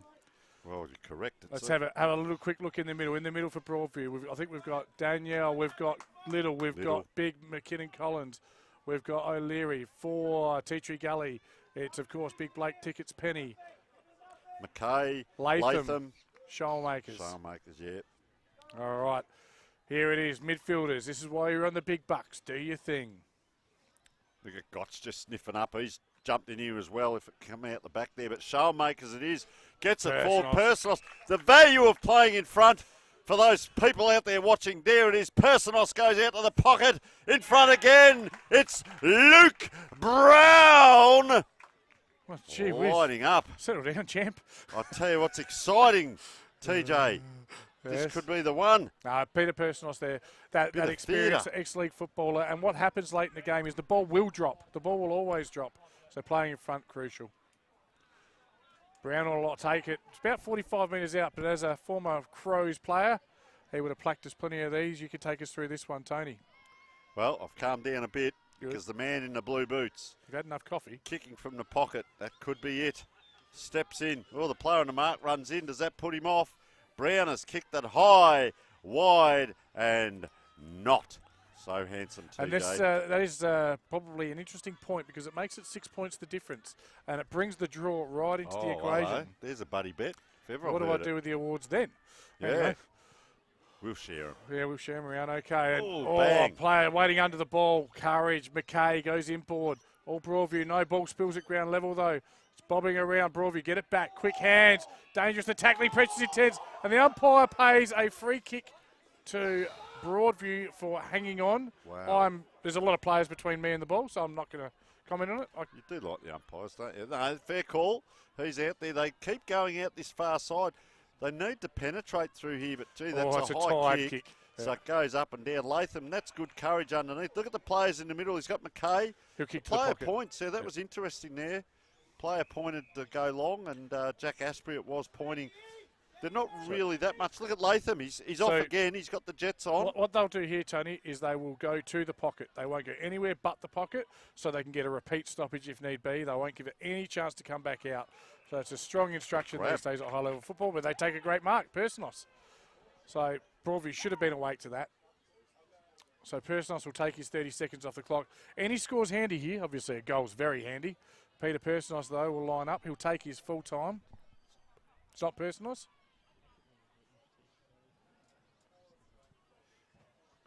Not sure who it is then. I might get on the blind and have a look. It's not Spence because he hasn't got orange boots on. Might be Alex McKay. Nah. Round he comes. It's a moot point now. Big. McKinnon Collins takes a big grab. And they've got to go here. I think they've almost got to go corridor now because Teacher Gully are going to be able to take a minute or two next time they get the ball. So you've got to assume they're going to get the ball back at least once. Oh. And he does. He actually bluffs them. Comes out this way. Personos is now. 3 Broadview players should win the ball. Personos just kicks it quickly. Makes it someone else's problem. And it is that man, Josh Spence. He has done a really good job, like you said before, playing in front. When you play in front, you give yourself every opportunity to get the ball with a free kick, take a mark. And he's going to line up 40 metres out. Again, any score is crucial here as they currently lead by 6 points. Been the man of the last quarter, hadn't he? And Jay O'Leary, I hadn't seen that for a while. He did let the mouth guard go. He did. He threw it off. Obviously not a Neome off. I'll tell you what, we're right behind this, TJ. And he's any young player watching. Look at that. Straight in front. Stays straight. Now he trots out to the right. That's not good. That is. Oh, and I'll tell you what, he gives it to the crowd. They're not backward in doing that. And that's Joshua Spence's kicked his third. And the swing man, very valuable in football. And I reckon Joshua Spence is that guy. Look at him now. He's pointing. He's just coming right up to the wing and jogging all the way back into the back line. So he can play both ends of the ground, but he's had a fantastic last quarter. He has, Tommy Tony. Javor. You can take the next minute. So I've got 60 seconds to give us something. Can Broadview get up? McKinnon Collins now in the middle, up against Penny. Alex Mackay stands little. They're tight. Player drifts in for Broadview here, but Penny gets the ball, puts it into the mud. Oh, Mackay just holds on to it. We are 24 minutes in. Commanding, not a commanding lead, really. Just heard from the bench for about 90 seconds. 12 points the difference. Broadview need a goal. They've got to take it forward and get a goal here. Less than 2 minutes. They look for a quick clearance. It does spill, but the umpire says it's above the knee and it's holding the ball. Probably the correct decision. Teacher Gully won't like it. And Personos won't like that knee in his bum, but it is what it is. Tony Nero, I've got to find one more award winner here. Jake Robinson again. playing his part. Look at Spence out here, just trotting out. Had a great second half. I think Penny's had a great game as well. So Spence it is, fittingly with ball in hand. Lets the player on the mark just wander up. He's going to hang on to it. He's got to switch back if he wants. He's got one right out wide on the half-back flank. Long way away. Elects to come down the line. That's a nice kick, though. Penny's in front. Great spot. They both go up with the fist. Ironically, the opposition ruckman is the Rover. Cancel it is. Comes around the corner. Dangerous position. That's a huge pack. Oh, onto it now. Personos this way. You won't catch him that way. Round on the left boot. Picks out the Broadview play. They're all pointing go long. They keep going out this far side, putting it one-on-one, and guess what happens? Tea Tree Gully get it. Oh, bang. Player taken high. They've got it here, Broadview. Don't go outside, son. Come through the middle. TJ called it earlier. They elect to go out wide towards the wing. Give it straight back. Oh, and that's a double fister. Straight across the boundary line. Dead centre wing. Broadview Oval on a Saturday afternoon. Close game, 12 points in it, TJ. Tony, I think it's all over here. We're inside the last minutes, 12 points of difference. Teacher Gully have done just enough. If you look at the scoreboard, the 12 points is Broadview. One last chance, one last roll of the dice, player of the year type opportunity. But they'll come this way. It's McKay. He looks forward. He'll find a player. And that is it. That is also, and judging by the celebrations on the bench at Teacher Gully, it has been a hard-fought win. I'm going to go grab some players. Tony Neal, it's been a pleasure. I'm going to throw to you. Give us some goal kickers. I'll be back with some player interviews and some great awards. So 12-point win in the end to Tea Tree Gully. Fighting last quarter. They led for the whole game at each break. It was 24 points at quarter time, 2 points at half time, 3 points at three-quarter time, and the final margin was 12 points in a game that went backwards and forwards in the scoreboard. Broadview were in front. Tea Tree Gully were in front. That'll push them into the 5. Well, they're already there, but it'll push them further in. So our goal scorers for Broadview: Cooper O'Leary with 2, Xavier Gotch with 1, Hamish Ralph with 1, Ben Manning with 1, Jacob Relotta with 1, Sam Daniel with 1, Jack Fergus with 1, and Jay O'Leary with 1. We go across to Tea Tree Gully, and very hard-fought game. 3 goals to Joshua Spence in a fine second half. He became the foil up forward for them. 2 goals to Luke Brown, 2 goals to Peter Personos, 1 to Alex McKay, 1 to Zach McKay, and 1 to Cody Tape. And that is our 10 goals. They shared it across 6 goal scorers, and Broadview did share their goals across 1, 2, 3, 4, 5, 6, 7, 8 different players today down here at Broadview Oval. A lot of scoring by Tea Tree Gully, 10 goals, 17, so it was 27 scoring shots to 15. So an extra 12 scoring shots. Didn't get it all their own way, and they're pretty excited out here as TJ is just looking for the award winners. He's got to get all 4 of them. So I reckon he's got Spence in there, he's got Big Penny in there. I reckon he might have Cody Tape by the looks of it. And just seeing who else he's perhaps got there. Just sorting things out as Justin Machota. Stressful day in the coach's box. A lot of noise coming out of the Tea Tree Gully coach's box. TJ just walking over now with the players. Like conducting an orchestra, the great man. So congratulations to Tea Tree Gully. They go home the winners tonight, back up to Pertaringa Oval.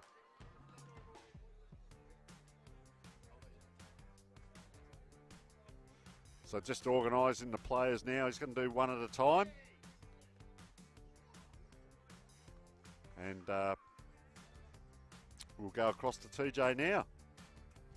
And TJ here with the first award of the day. Of course, it's the Archie's Thongs. It's the TJ Special Award. And I've gone with a defender. They never get bloody recognised. You're awesome today. Here's your thongs, mate. Well done. How do you reckon you went? Not too bad, mate. It's a team effort today. Yeah, all the boys testing my patience, but yeah, no, it was a good win. Really good win. Why do they call you the thug? You seem like a nice boy. I don't know if you really want to know the answers to that. No. No, better not tell. No. Congrats on the win, mate. Enjoy. Well done. Cheers, buddy. Thank you. All right. Next three, please. Yep, so the next lot of players come across, and Tyler Martin there, not giving too much away. A good award winner there, so well done to him. And we're going to have 3 players here, so TJ's got his hands certainly full there, working out who's who and what's what. But big Blake Penny we can see standing there. Just a sensational game, really set it up for them early on, and played a magnificent game in the ruck.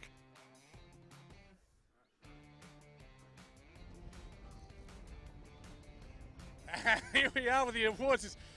Is it Saturday evening already? I've just got lucky there. Thanks, tickets. A team player of the day, Cody Tape. So swap around. In you come, Cody. I loved your work rate. How are you feeling? You must be exhausted. Oh, it's pretty hard work out there, man. But good to get the win in the end, eh? Beautiful. Love to see your smiling face. And you've won the Moseley Bar and Kitchen voucher for $100. Take the missus, take the boy. Everyone went, how about that? Ring-a-ding-ding. Okay, mate, just switch places with the main man, Joshy Spence. What a cameo in the last quarter. Did you get on the Gatorade or something? Oh, I had to do something. Didn't touch it in the first half, so yeah. And they always say it doesn't have to be your day, it could be your moment. But that purple patch, you probably had 3 shots on goal. You kicked a couple, didn't you? You'd be happy with that? Yeah, very happy. You're even happier now, mate. You can protect those chompers with a Neomorph mouthguard. Thanks, Do you wear a mouthguard? yeah, I do. Yeah, well, now you wear a better one, mate. Well done.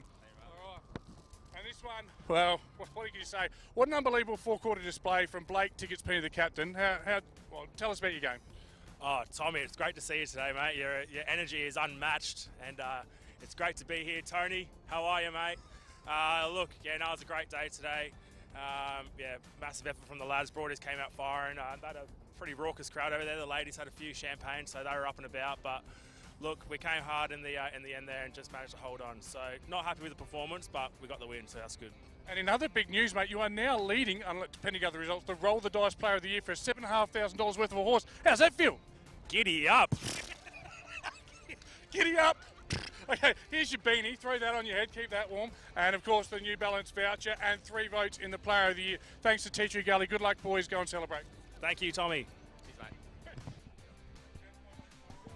Yeah, sensational, the 3 players there. Of course, Blake Penny, he's a real character around the place, but he's one of those magnetic guys as well. He'll bring other players in around the place, and he lifts the other players. I think they're a lot stronger for him being out there. And, of course, we saw young Adrian Friday, go off early in the game, and it's not super heavy, the ground, but you need the fitness for Blake Penny to play that whole game in the ruck. And he had Logan McKinnon-Collins at times who we rated throughout the day, probably more his around the ground stuff. But Blake Penny, the amount of times he actually competed, took the ball out of the ruck, and to stand, if you've ever been in a gym and tried to push weights and stuff, to stand and push players out of the way every time. He had Cole and Yang at times.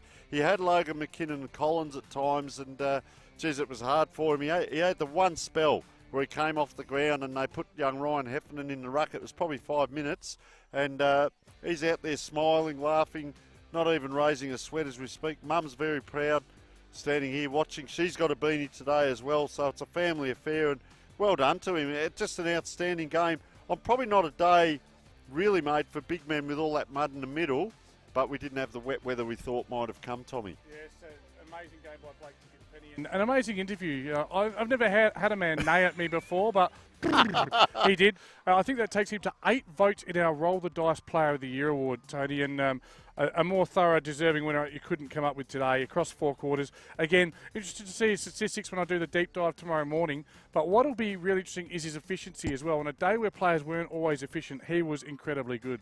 So thank you very much to our 4 sponsors. They were absolutely fantastic today.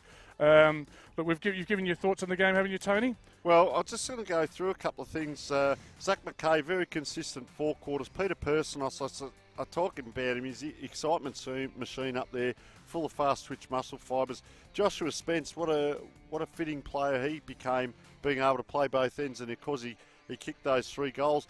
I guess the question, Luke Brown, he started out so well in that first half, didn't he? And then they played him deep. We didn't see a lot of him in the second half, but good for him to finish the game, which means he'll get up again next week. So he has got over that injury. So some good signs. Cody Tape, what is he, a young bloke? He appears to be a young bloke out there, and just finding his way here at Teacher Gully. Division 1 football is serious football. You come up against some top players every week, and he's doing a good job.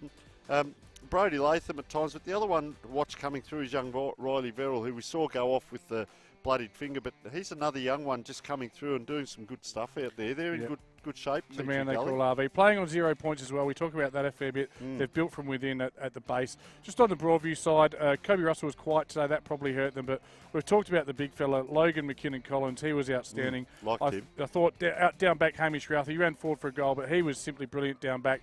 Gotch came into it late, but some of these young guys, O'Leary, he was quite good. Plenty of notes on him. I had to do votes for both teams just in case. Xavier Gotch's goal was fantastic. Yeah. Cooper O'Leary good. Mate, we've got some scores from other grounds as well. Fire up. Yeah, this is pretty interesting. This is very, very late. Port District by 1 point over Brighton Bombers. So that's anyone's game. St. Peter's have kicked away. And Phil Herden coming in, I say final result, like Johnny Wishbone. Phil Herden's got all final results for me because he knows I'm not on the computer. Yep. Glenunga have beaten Goodwood by 24, which means Goodwood have come home very good, well in the late. In the last. That is a final score. It went goal for goal all day. Port Districts by a point over Brighton Bombers. That's huge. Prince Alfred and Sacred Heart.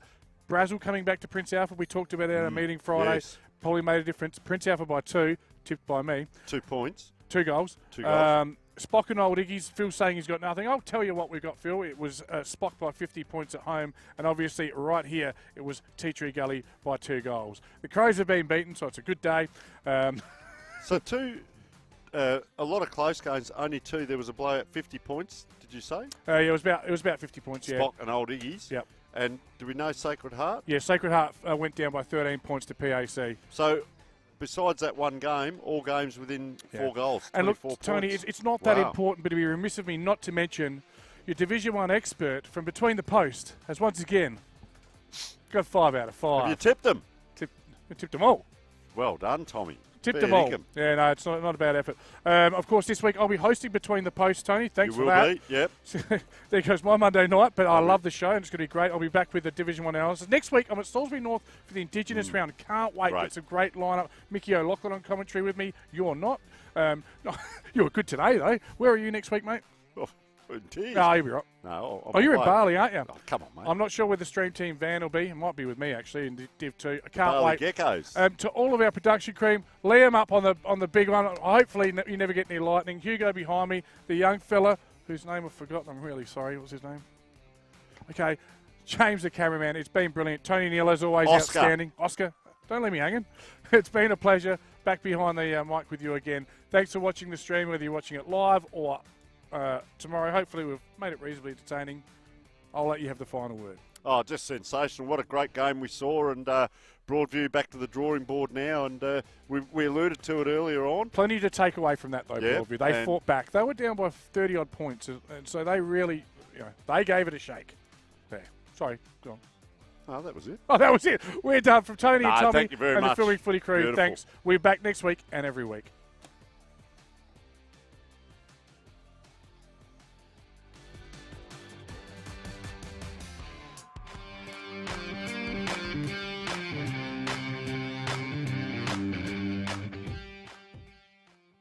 Nine News, teaming up with the Adelaide Footy League. Tom Wren on the ground at your club for Thursday Night Live, strengthening communities through footy.